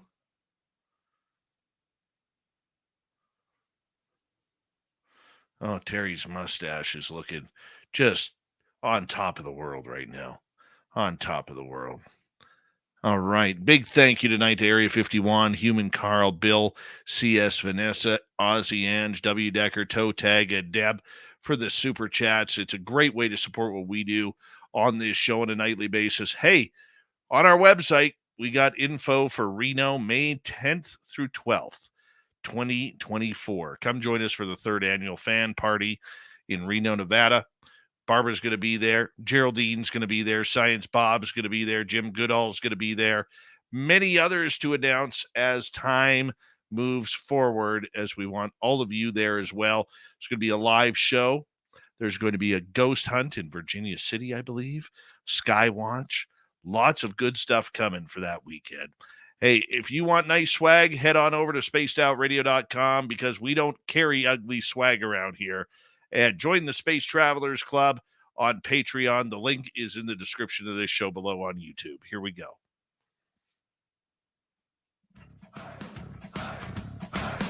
Would you like to connect with us? Head to spacedoutradio.com for all your latest show info. Now, back to Dave Scott and SOR.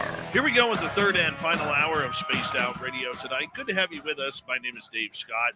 Always appreciate earning your listening ears wherever you are on this beautiful planet we call Earth. Hello to everyone listening in on our terrestrial affiliates around North America, digitally on Odyssey Radio, TalkStream Live, and KPNL. All of our archives are free. Please join us at youtube.com/Spaced Out Radio. Do old Davey the favor, hit that subscribe button. The Desert Clam has set the password for tonight in the SOR Space Travelers Club. What do you got for us, Clam? Zendik. Zendik is your password. Use it wisely, Space Travelers, as the Clam sets the password each and every night right here on Spaced Out Radio. Our website, spacedoutradio.com. We have a plethora of features for you. Rock out to Bumblefoot, read the news wire, check out our swag as well. Follow us on Twitter at Spaced Out Radio, Instagram at Spaced Out Radio Show, and you can join us on Patreon in the SOR Space Travelers Club. It is that time of the night where we kick off hour number 3 with Steve Stockton from the YouTube channel Among the Missing and another creepy story. Hello, friends. Welcome to Among the Missing YouTube channel on Spaced Out Radio. I'm Steve Stockton, and I'm about to take you on an unbelievable journey of people just like you. Their stories and encounters will haunt us on Among the Missing.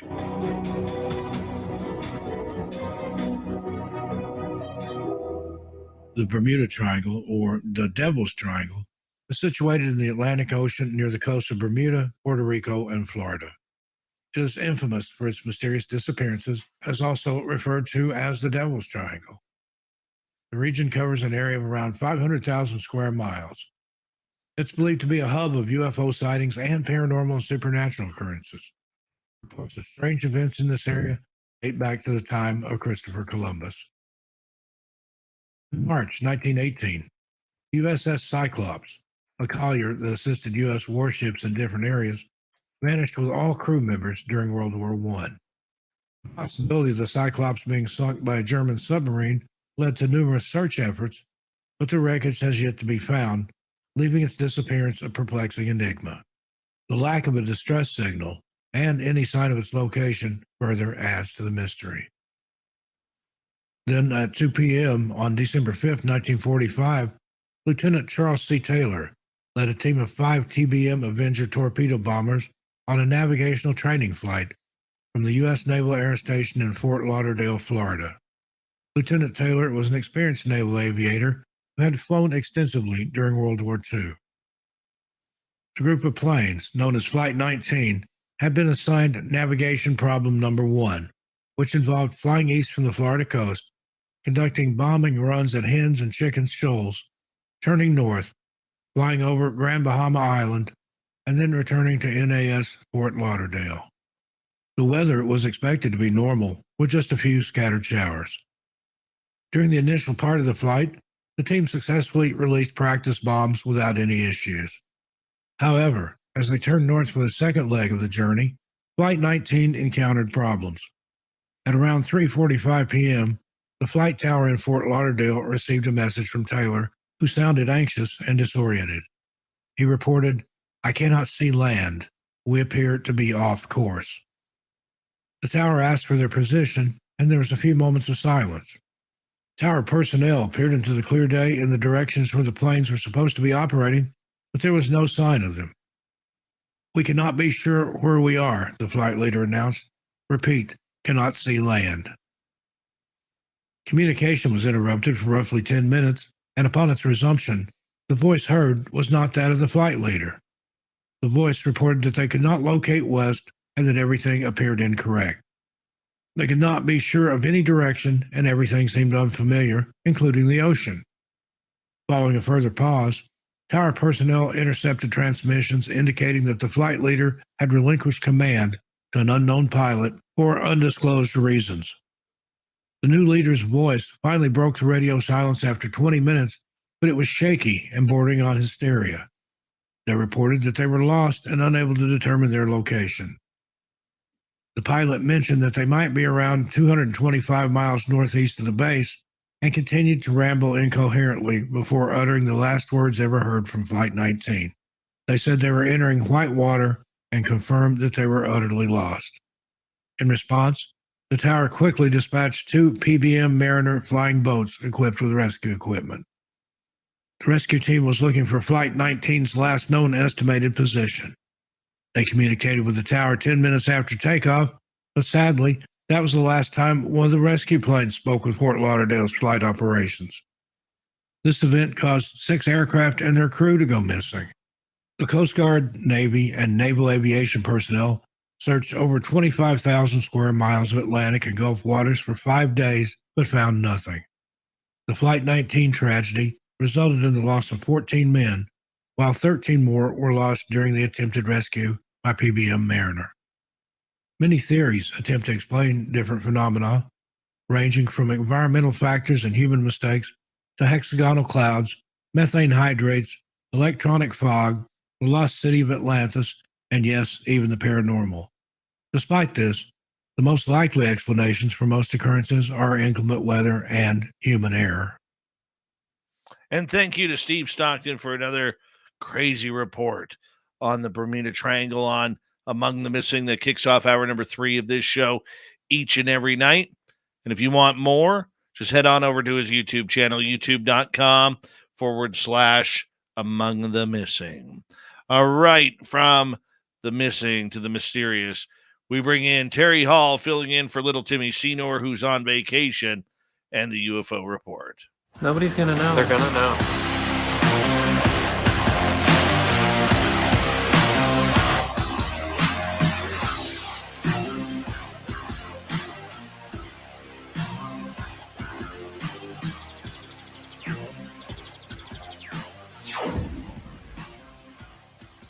The man with the most magnetic mustache in ufology, Terry Hall, coming on in for the UFO report. And Terry, how you been doing, my man?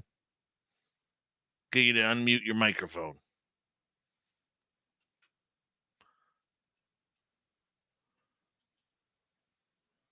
There you go.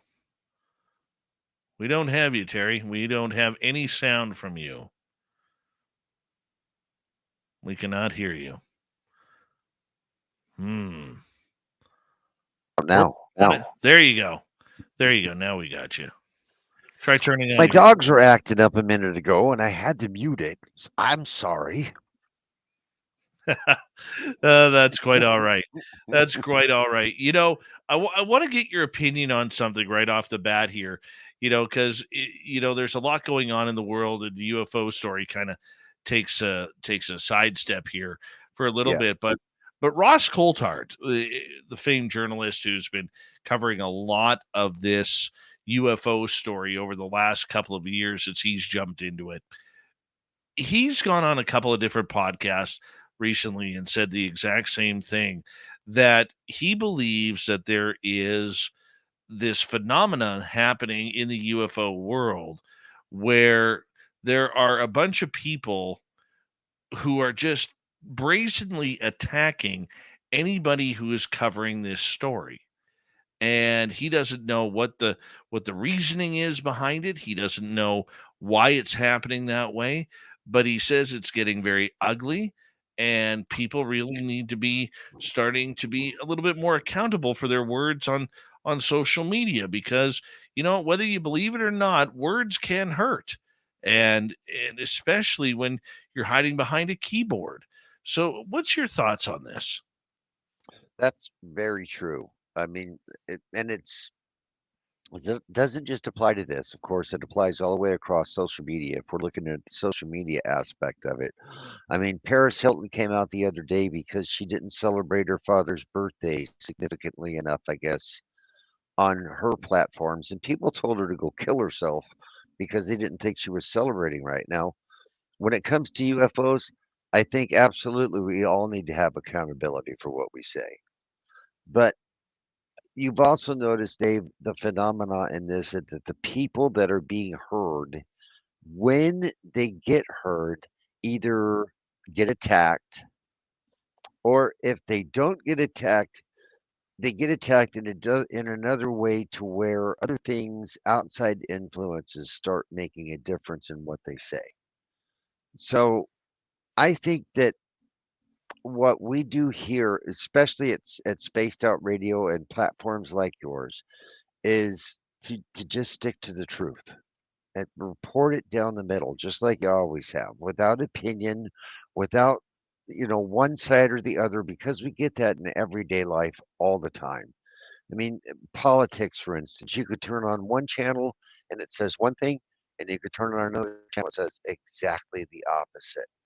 But in this field, unfortunately, sometimes it's not just words that hurt, but people get hurt. And that's the bad part about it. What do you think? Well, you know what? We've seen a number of cases where people from Lou Elizondo to even regular people who have an interest in this subject getting doxxed because they have a differing opinion. And let's face it, it's one of the running jokes that we have behind the scenes, Terry, as you know, is I refuse to do things via text message because you Yes. never ever read a text message properly. Very rarely do you. And so one of my business implements for Spaced Out Radio is, if after 3 or 4 text messages, I'm picking up that phone to call, because I don't have time to read text messages. I have time for an intellectual phone conversation. And pardon me. And And if you I got think a time to lot of text, you times, got time to pick up a phone. That's Dave in a jar, guys. yeah.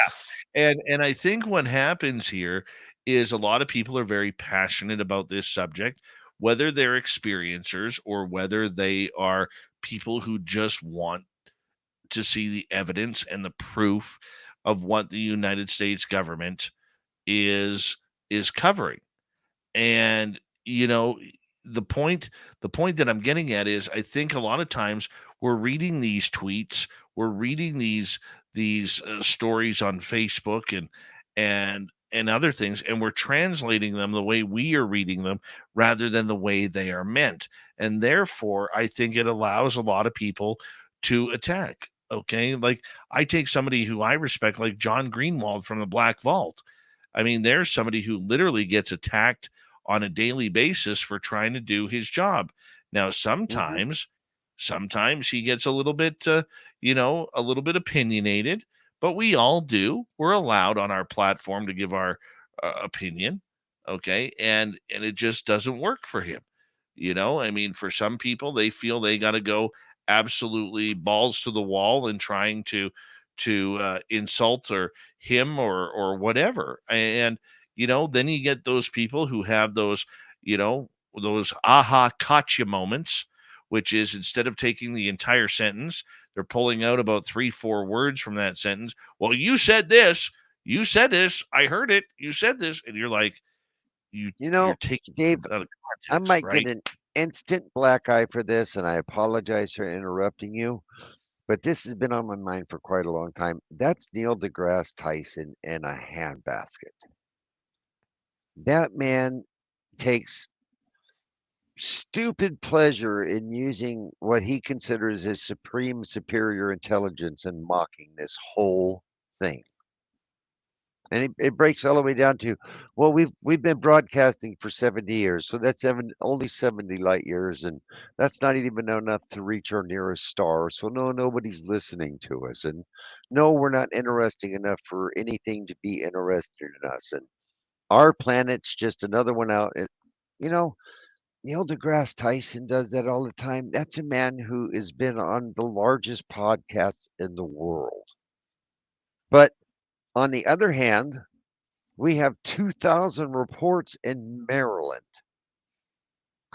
How much more pressing can you get than to be Maryland for our Canadian friends is right next to our nation's capital. It's Maryland's here, and Washington, D.C.'s right there. We had 2,000. Now, this wasn't just public reports. I'm not including the public reports. We had 2,000 reports from pilots and from police officers and credible witnesses who are some of the best observers in the world. 2,000 reports. That was just last year. But this is an pressing issue, and it's something that people like Neil deGrasse Tyson can dismiss out of hand, according to him. Well, what would make it, in your idea, a pressing report? The media, love them or hate them, they've kind of done their job, which is covering this story, something that they've never really done. What more needs to be done with these reports? I think we need to bring it to ground. We need to get to the point. I think we're to that point that everyone is asking the same question. Why are they coming here? Are we intergalactic freeway off ramp? Are we Disneyland? Uh, are we the best most realistic TV show in the universe? And people come here to see the stars of the show. And I mean, we're to the point of why. We know they're coming. We pretty much know what kind of things they're bringing here. Okay, we see the portals. Plenty, uh, lots and lots and lots of reports about portals. What freaks me out is not on what's this side of the portal. Where are they coming from on the other side of the portal? What's there? It's there. It's right there. They're coming through that from something, right? Okay, that's one. Two, why? Like I said, are we an off ramp? Are we, a convenient stop? Is that what it is? What's the deal? That's the two big ones for me. After all that, we can get into how are they getting here, the technology, the nuts and bolts, and all the psychology and everything that has to do with religion and everything else. But I think we've gotten to that point to where we're all frustrated enough we need to bring this to ground. They're coming here and going somewhere. Where? Is it in the ocean? Do they have bases here? Is it in the mountains? Is it what? And why? Why are they coming here? What for? I'm to the point of just frustration because I'm looking at computer screens and there's story after story after story after story. And they all say the same thing, basically. They're here. That question solved, just like you said. Why are they here? What do you think, Dave? Well, I think that's a deep question on why they are here. What are they doing? Is it our resources? Is it people? Is it curiosity? Is it, the best reality TV show going on in the universe, where we have everything going on? And I think that they are here because maybe they're a part of us. one way or another. I think they've been visiting here for millennia, not just the last 70 years since the Roswell crash. But the getting back to the original topic for a second, when we look at those who are fired up about this topic, or tracing down, a lot of things, what we hear is a lot of us will use, as journalists, will use our sources, and people are getting fed up that our sources aren't named. Well, we can't name our sources, because if we name our sources, guess what happens? That line of information immediately closes. It immediately closes. That person now has had his or her trust broken, and they're not going to talk to you anymore. Or let's say they're within government and people find out who it is, they could get fired, have their disciplinary case put against them where they lose their top secret clearance or above top secret clearance. Why would somebody give that up? Well, that's I what mean, these new everybody's laws. That's what these look, new laws are supposed to be covering. yeah, but they're not going to cover it, Terry. They're not going to cover it. Let's just say hypothetically, okay, you have, pick a name. Pick a name. Let's say the head of the Joint Chiefs of Staff. Let's just say Pickle Rick. We'll keep it neutral. Let's just say No, Pickle Rick. Pickle Rick, who is the head of the Joint Chiefs of Staff. And you don't know, or nobody knows, that Dave here is talking to the head of the Joint Chiefs of Staff about UFOs. If I come out and name him, yeah, I'm getting my information from the Joint Chiefs of Staff. What happens? He gets fired. TSA. That's what happens. No, he gets fired. Yeah. Okay. His career is over. All because I couldn't keep my mouth shut. Right. Right. Or I can use the word sources, which frustrates people, and keep that door open for more information to leak out, to keep myself going as well for information that I get to bring to the public. You're thinking of it on the journalist aspect of it, Dave, because you have a credo because you're a journalist to protect your sources. That's something that's just built into you. Most of us that have been involved in this aspect of the phenomenon long enough have built up trust with people because of that, because we can keep our mouth shut. And at times it's hard, especially when people come at you sideways or you get told things from certain alphabetical agencies that mess with you, because that happens too. But what happens is just like what happened with the early part of TTSA with Podesta and all that, when the emails broke, all of it got put to the side because they got attacked. Now, your favorite agency in the world, Dave, NASA, when asked who was going to head all of this up, refused to give a name because they were afraid of reprisals. That is a constant thing in what this is. And to get to the point of why they're here, we have to get to the point to where we can discuss this openly.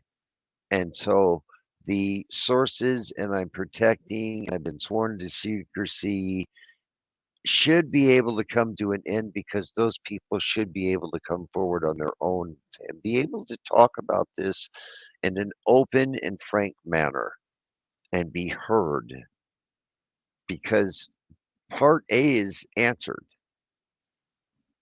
Part B And on is that what's note, important. carry that over to when we get back from the break. Terry Hall, our insider, looking into the UFO report, filling in for vacationing Tim Senor tonight on Spaced Out Radio. We'll continue with the UFO talk when we return on the Mighty SOR. Stay tuned.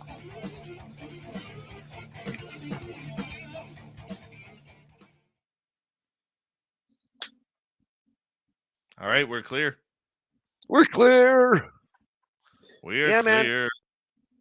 I'm dead serious, dude. I'm sitting down here in SOR in the Batcave, at Ground Central. And with all the turmoil that's going on in the world and everything that's going on, and then you've got it just keeps stacking and stacking and stacking. And is it is it a way? It's kind of odd because you got guys like Professor Brian Cox weighing in on this stuff now. Tim Burchett, you've got all the whistleblower claims, and we know now that there were over 30 of them. But where's the evidence? Where's their evidence that they're talking about? Where is the live coverage of Edmond Air Force Base and the UFO floating 5 feet off the ground or whatever? It's Mm-hmm. is it Congress's? Is it especially in the wording of what they did, where they included balloons in it, and now Congress has a way to float secure skies after the Chinese balloon gig. It floated across America, and they only caught it when it was right. None of this makes sense anymore, Dave. We've gotten to that point I hear you. that it's just. I hear you, dude. It's a little frustrating. Well, you've That got is Republican lawmakers making these huge claims that the U.S. is hiding evidence of UFOs. Then the next story says what to expect in the House committee when looking into UFOs. RG says the evidence is not there because it's 100% our stuff. Well, RG, is it all? Okay, 98%. He answered the question before he even got out of my mouth. RG also has, let's just be clear here. RG also has himself his own set of aliens. Well, yeah, that he does. And Mhm. Dave's an alien because all the astral projection and stuff, man. The last major surgery I had, climbing my way back out of anesthetic, felt like some kind of afterlife experience, man. I still have nightmares about that one. But when Hey, I close badass my Billy eyes, Gunn, how Nicole, are you? I end up examining the inside of my eyelids, which makes me circular think and brings me back to the original problem. So, as a general rule, that doesn't work. My wife has to hit me in the head with the frying pan. That works most times, and that's why I have this big knot on the back of my head. And that beautiful mustache on the front. Hello, Nicole Sackage. Hello, badass Billy Gunn. And who else is showing up here? Sovereign Farts. Fart hard, buddy. And Griffin, good to see you.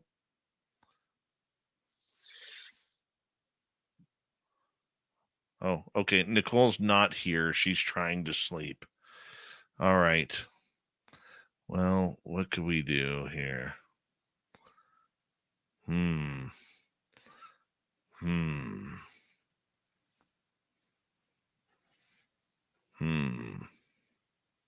Well, they were talking about Terry Hall playing the You're blues earlier, and it was, it wasn't me, Terry Hall. And I'll tell you, if you got hands that are this ugly, you just don't play guitar anymore. I can't even play bass anymore. I have trigger fingers now that stick.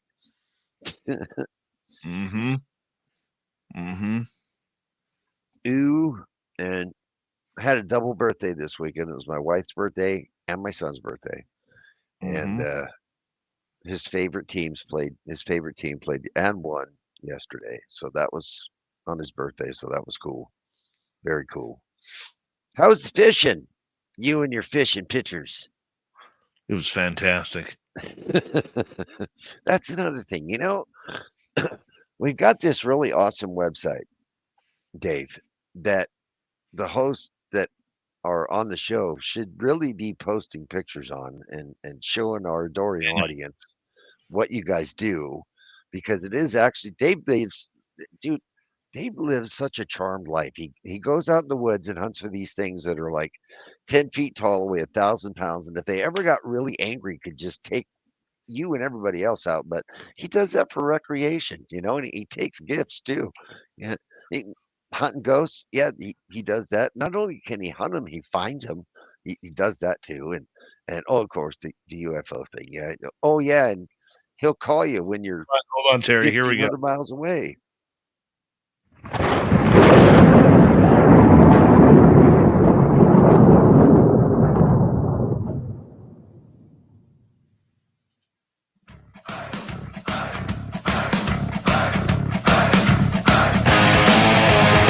Here we go with the final half hour of Spaced Out Radio tonight. Good to have you with us.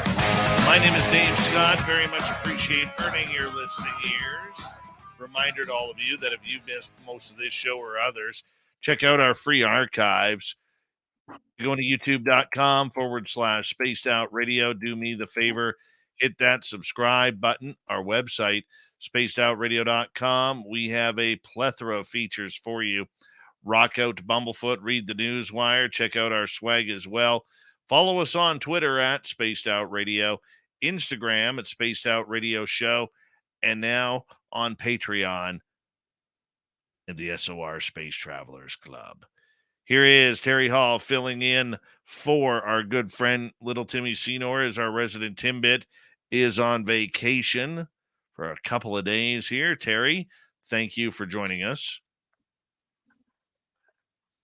Thank you for having me, sir. Thank you for having me. And it's roly-poly fish heads, Billy Gum. Roly-poly fish heads. That's right. Whatever that may mean. But that's Now, okay. RG, That's okay. I want to get this on record right now. Everybody's got to take this and mark it on their Google Calendar, do whatever. RG said, and I quote, "There's going to be a UFO sighting in Lebanon in the next week or so. Let's see if he's the prophet that we think he is, that we hope he is." The question is, what kind of black triangle will it be? And how big will it be? It's amazing how these black triangles all of a sudden seem to pop out of nowhere when there is conflict around the world. They are seen. They've been seen during the Russia-Ukraine conflict. They were seen all over the Middle East during Afghanistan and Iraq. First time and second time. It's amazing how these... Isn't that odd enough how the orbs don't seem to be as prevalent as the triangles do in situations like that? Well, I wonder why. It would make you think that maybe, just maybe, a lot of these black triangles that we are seeing out there are absolutely ours, and are mainly maybe observation decks for what is going on the ground and below them. What's your thoughts on that, Terry? That's a huge possibility. I mean, Kelly said it himself. Whatever you can think of, they're already 50 years ahead of that. Yes, you were right about that. You were right about that. And if those black triangles are ours... Wow, you sounded like an infomercial there for a second. You froze up. Well, they're watching us again, Dave. Satellites are over top of me again. Actually, the Blackhawks have been coming back around again. Every Tuesday and Thursday at 8:30, like clockwork. Land for 15 minutes across the street, they're back up and they're gone. Every Tuesday and Thursday. And the signal's been a little odd around here again because of that. But back to the original subject. Excuse me. Where did we leave off? I don't know where we broke off. Black triangles over top of war sites. No, that's like I said. That's absolute. We've known about the Delta program for a very long time. they said they're at Lockheed at the Skunk Works, whatever you can think of. They're 50 years past that, pal. So that's Stephen Greer and others are talking about the false flag deal again. Um, what what gets me is behind the scenes, Dave. Um, Everybody's still making kind of funny jokes about the Space Force, but they've taken over the helioscopic telescopes. They've taken over quite a few of the things that would have been done by other agencies such as FEMA, the Navy, the Army, the Marine Corps, first responding agencies, are all in the hands of the Space Force now. We don't have the ability to look out into certain places in our own solar system because those are now military run.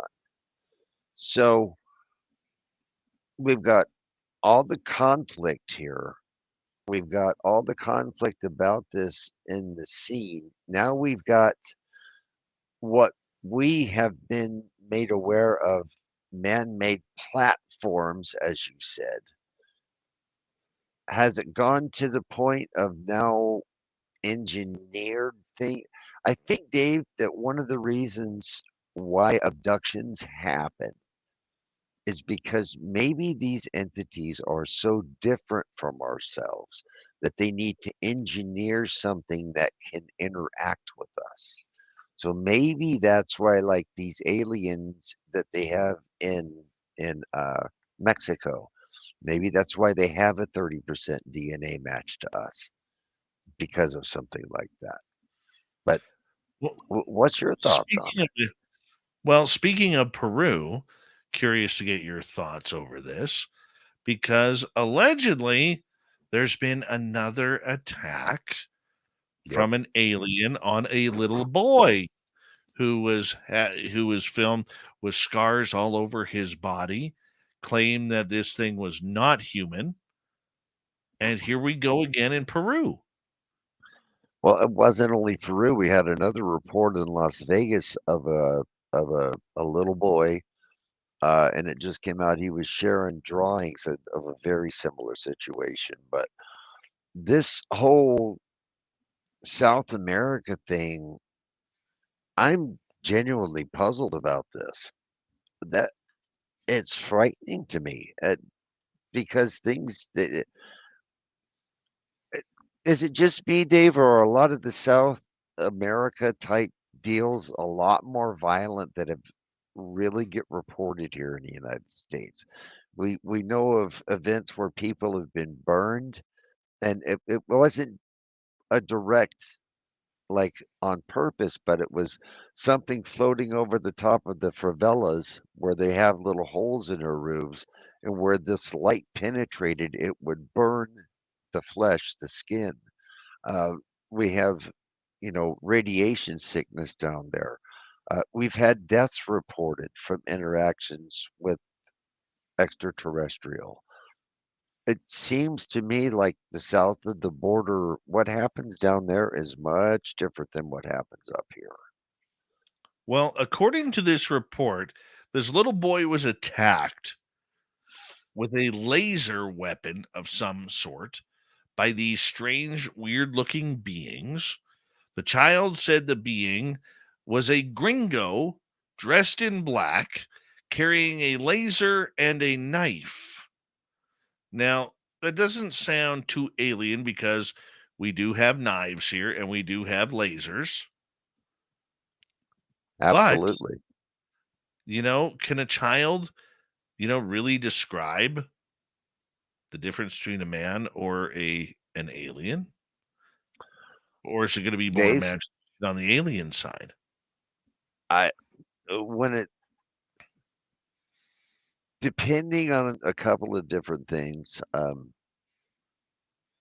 I can see it going one way or the other, but you put something strange enough in front of a child now with as much airtime as this is getting, and it doesn't take much to put two and two together. We absolutely have handheld lasers now that can hurt you. Oh, We I get absolutely I get that. we've had knives for a very long time too. Um, I don't know what's going on down there. I really don't. Well, there's more, Terry. There's more. Okay. So this young man between the age of 18 and 20 named Pablo Bardales, he's from a village called Jorge Chavez, okay, near Lake Pucuna in Peru. And apparently he went to hospital after these unknown beings gave him severe damage to his lungs.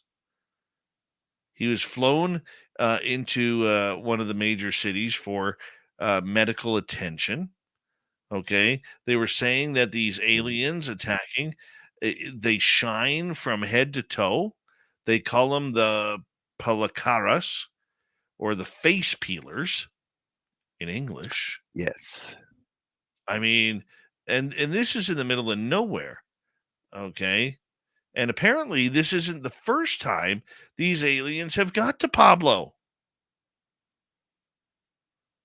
I mean, Nope. what is going on? Now, let's be realistic here for a quick second, okay? We know that there are a lot of cartels in South America. We know that there Absolutely. are a lot of gold miners.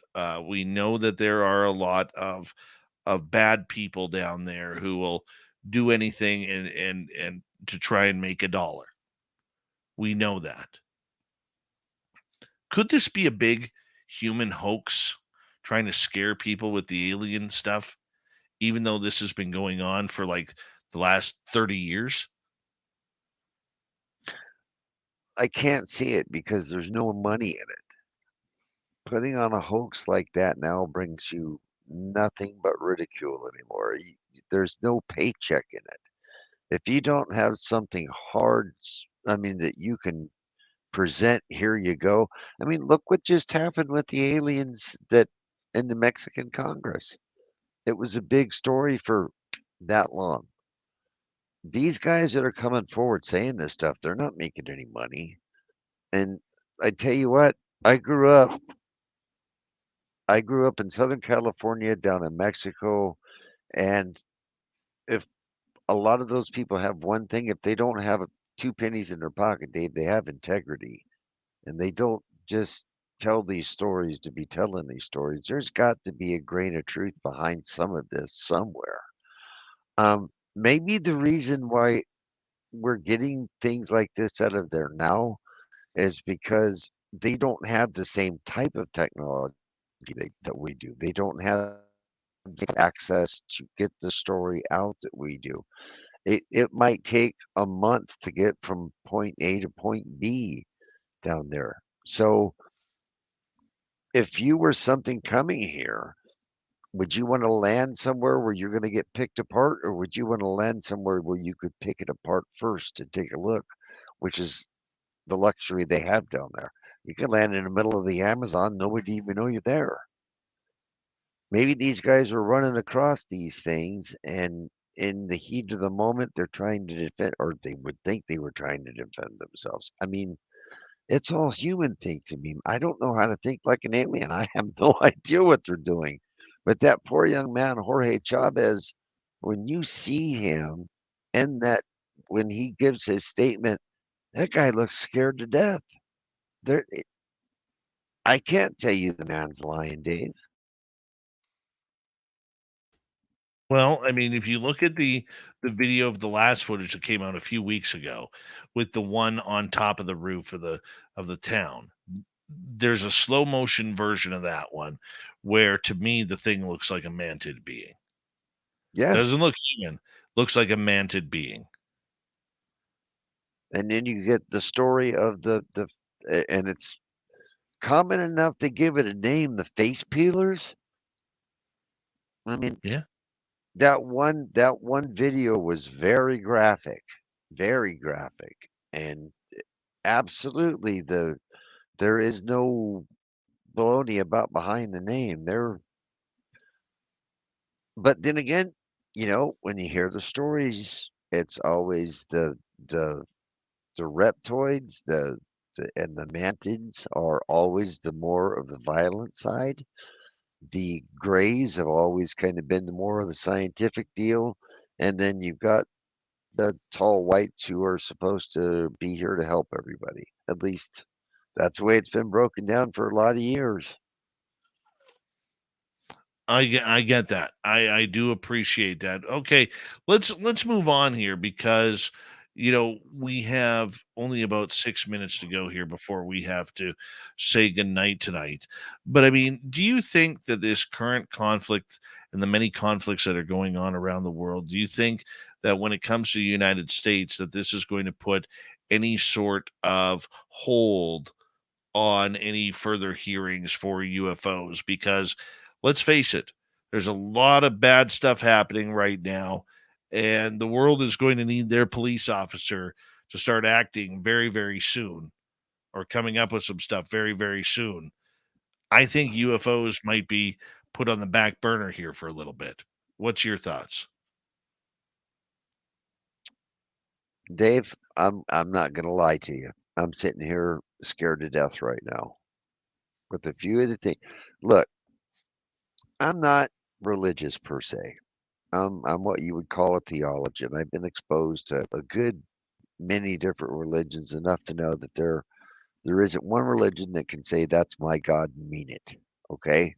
They do mean it. Everybody means it in their own way, but God's God. Okay? In the Bible, in the book of Revelations, I've read it. A lot of people have.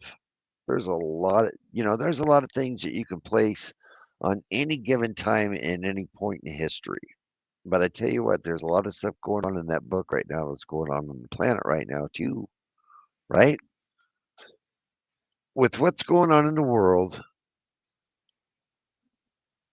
let's just take the last year. UFO encounters have doubled in the last year. That's what the military officials say. And it's gotten us to this point. With the further conflicts that keep happening, is that going to draw them here more? Or is that going to put a stop to them coming here because they finally made their mind up that we're just too crazy to deal with, right? I would hope that it doesn't. It seems I don't see a stop in it yet, but we haven't got to the beginning of the fiscal year. We've got a lot of things that are going to come up because down here in the States, we've got an election that's already brewing. Okay. We're seeing, Dave, down here in America, we're seeing basically everything in our government fall apart. So to try to predict whether we're going to have a UFO, any movement in it, besides to put it back in the bottle, if it doesn't go their way, I can't even begin to guess on. There's Well, I too much just going on in the world. there is a lot going on in the world right now, and which has the potential to escalate into something extremely ugly that our generations have never seen. I mean, we talk about, you know, uh, potential of horrifying natures here, and looking at it and keeping it on a UFO front rather than a scary world front. I just don't see where the the UFO story, the UFO uh, argument can continue right now in Washington, D.C., with future hearings put on by people like Tim Burchett or whoever else right now You until know, this latest conflict is solved, or there seems to be something of an ending that would be coming to this. But I mean, this is something that, I mean, we could be talking about this situation in the Middle East right now. It could go on for another week, it could go on for another month, it could go on for another year. We don't know, and it might also ignite other hot spots that are smoldering right now as well. So I mean, it is a scary time for all of us right now, and well, you've you got know what? NATO's getting wrapped up pretty deep. Poland's in conflict with the Ukraine right now. We've got the Israeli thing going on. It's getting really spooky out there. Really is. We Well, don't want to we fight got to some start. kind of war like that. We need the aliens to come down here and save us. Help! Help! Well, what we do need is the listeners of this show to start manifesting some positivity around the world, Yes, and absolutely. to start sending some loving and healing prayers on a lot of people, man, because Not only otherwise, that, but everybody needs to share this too. There's a little share button on everybody's on the phone, right? You know, while you're sitting there, you're looking at it. There's a little arrow right there. Share this. Do like your mama told you, and yeah. share this. Quit being so selfish. Well, we are on the radio, so let's Well, they remember don't that. have that kind of button on the radio, Dave. No, they But do, but they can they play the can go podcast. home. They can play the Amen to that. You see, you're already thinking 3 steps ahead of me. That's why I never play chess with you, because I'd lose. I would just lose. Well, it's going to be interesting to see what happens and plays out. But as of right now, I don't think we're going to see, and this is just my initial thoughts of everything. I don't think we're going to see any sort of UFO hearings being announced anytime soon right now, because there are bigger No. things and bigger fish to fry right now around the world, where UFOs, no matter how important that subject is to humanity, it's going to take a back seat here. And I think this may be the break that many of those companies were waiting for to get this topic back under the carpet, so to speak. Unfortunately, I have to agree. And I this is really do. also and this is also where I think a lot of people may drop. If this continues on for a while, we may see a lot of people drop from ufology and go on to other things, which means that real ufology gets to take over its daytime things again. Terry Hall, Well, appreciate you I coming just on in. I hope it doesn't lose enough steam to where the next step to move anything forward would be, you got to show me something or shut up, right? You never know, my man. You never know. I appreciate you filling in for little Timmy Senor right now. I really do appreciate that. And a big thank you to our good friend Steve Stockton from Among the Missing, and our guest tonight, Barbara Jean Lindsay, about NDEs and more. We got Mr. Ron Bumblefoot Thal rocking in the background with Little Brother is Watching. Bumblefoot is the official music of Spaced Out Radio, rocking us in and out of every single show. Get your horns up for the guitar god himself. Special thanks to everybody listening in at work, at home, in your cars, wherever you may be. Thank you to everyone in our chat rooms tonight. YouTube, Twitch, LGAP, Facebook, Spreaker, LinkedIn, the Space Travelers Club, and on Twitter or X at hashtag Spaced Out Radio.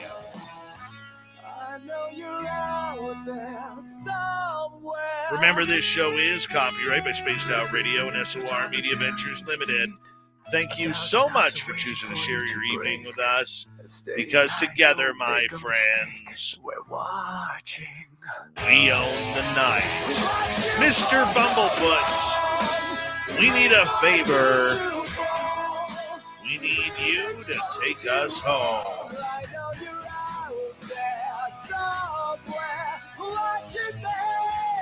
Yes, the Woo train has docked for the night. But soon, my friends, we shall ride again. Your seats are always available. Your tickets never expire. And if you want to bring a friend, we've got room for them too. Good night.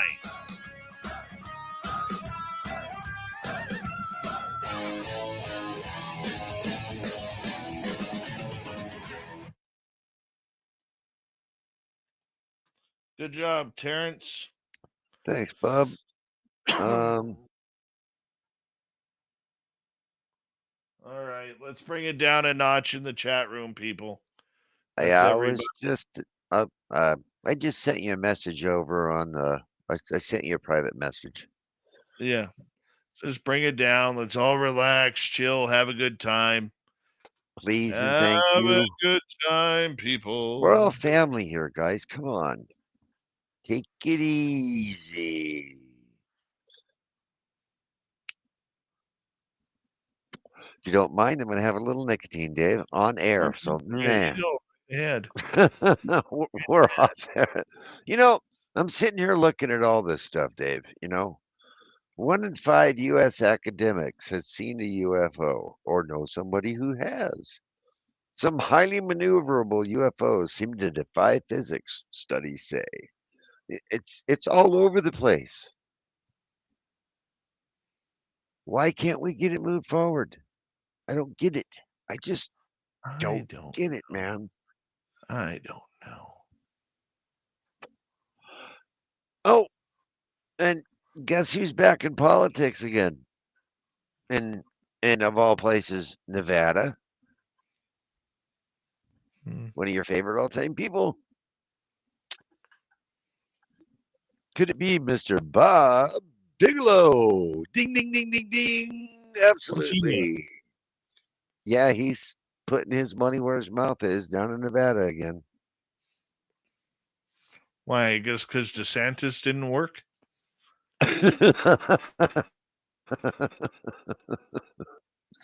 No, I think he's he's donated to who is it? Joe Lombardo. Uh yeah, like almost $6 million worth. Well, must Let me be see. nice. Yeah, it is Joe Lombardo. Deb, drop it, okay?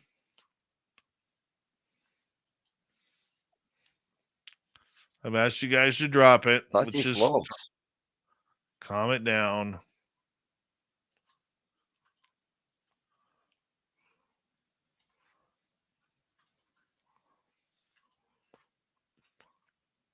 Quit poking, Van.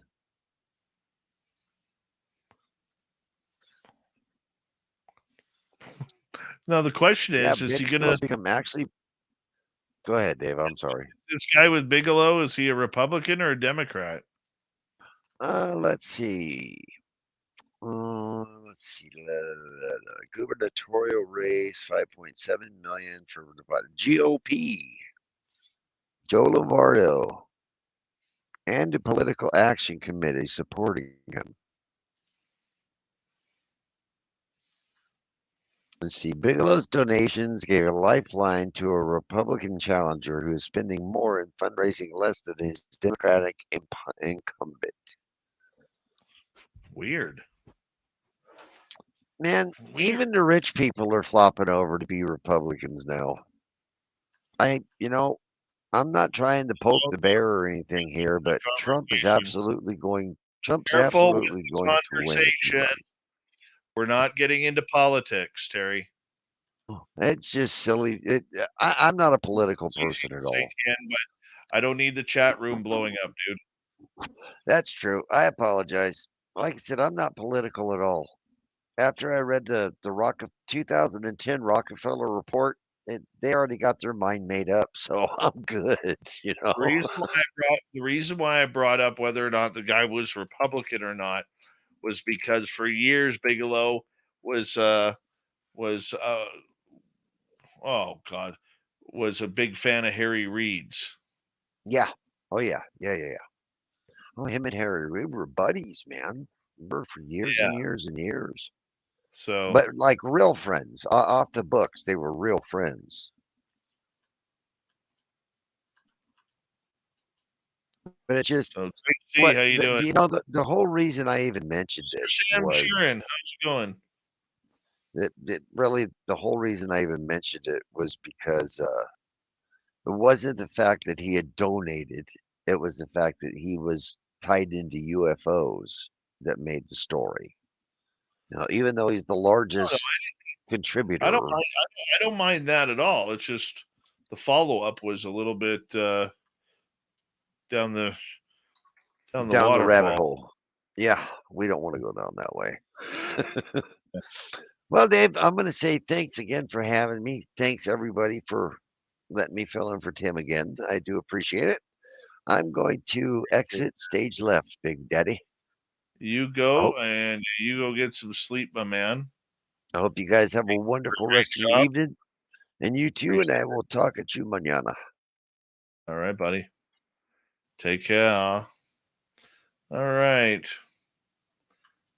I'll just sit here and edit. You guys can hang out.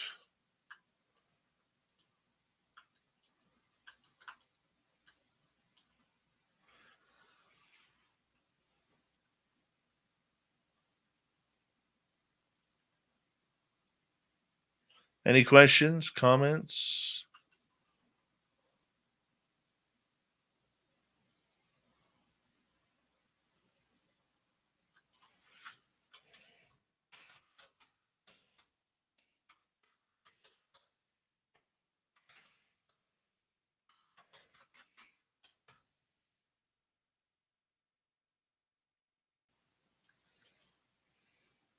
I don't have blue suede shoes. No news on Danica Patrick.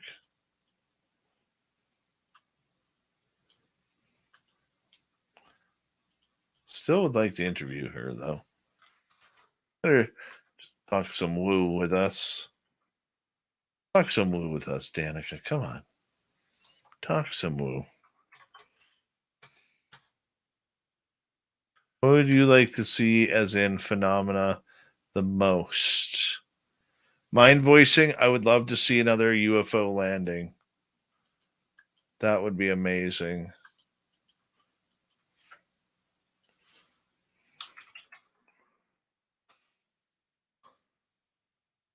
No, I did not watch Tom DeLonge's movie.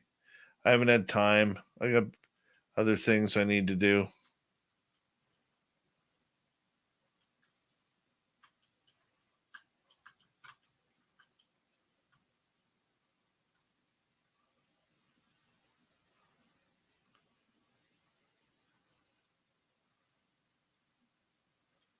We'll see.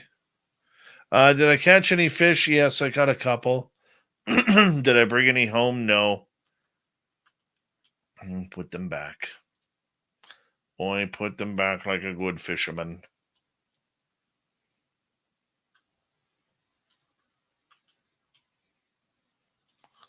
It was a beautiful sunrise, though, yesterday morning.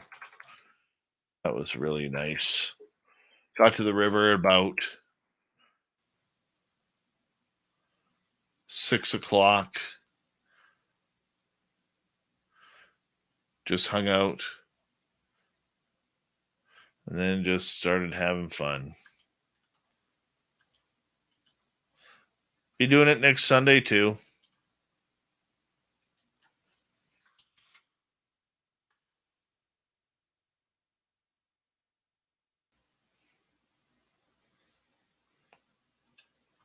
Not streaming in 720p.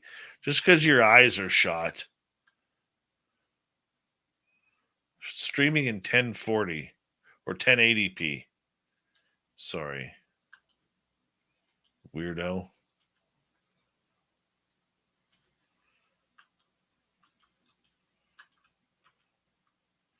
Any paranormal happenings? Nothing recently. I got a big ghost tour this weekend.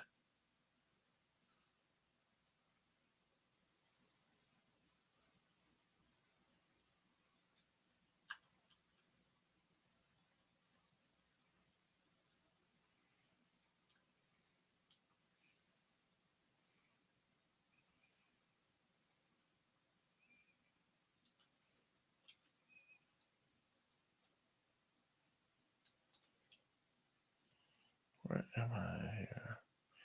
Oh, hell, way over here.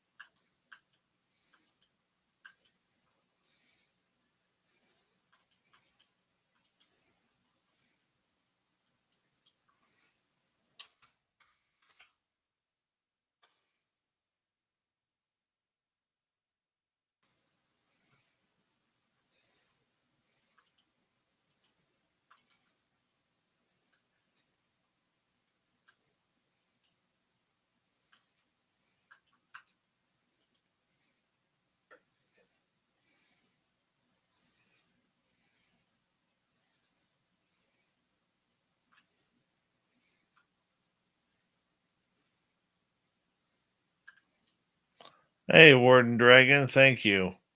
Barbara was awesome.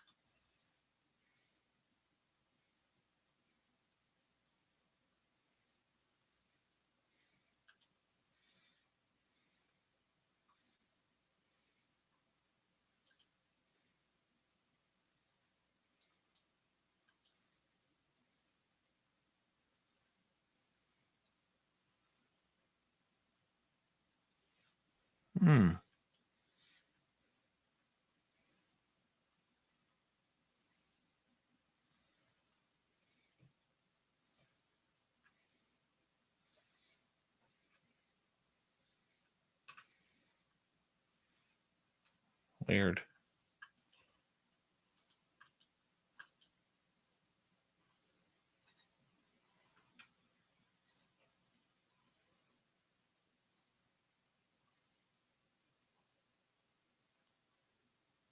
Big thank you tonight to Deb, Toe Tag, W. Decker, Ozzy Ange, Vanessa, CS Bill, Human Carl, and Area 51 for the super chats tonight. Very much appreciated. Tomorrow night on the show, let's see here. Who do we got? Grant Cameron will be with us talking about the phenomena. Yeah, it's going to be good. It's going to be good. All right. See you later, guys. I'm calling it the night. I'm tired. Talk to you later.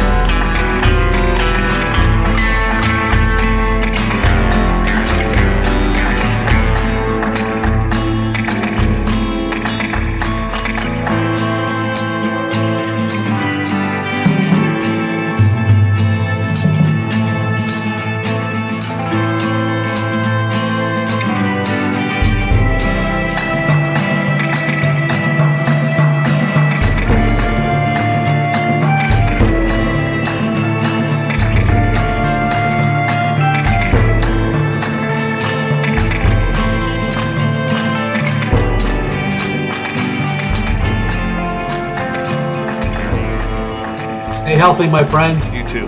If you need bail money, give me a call. Always, Dad. Take care. You too.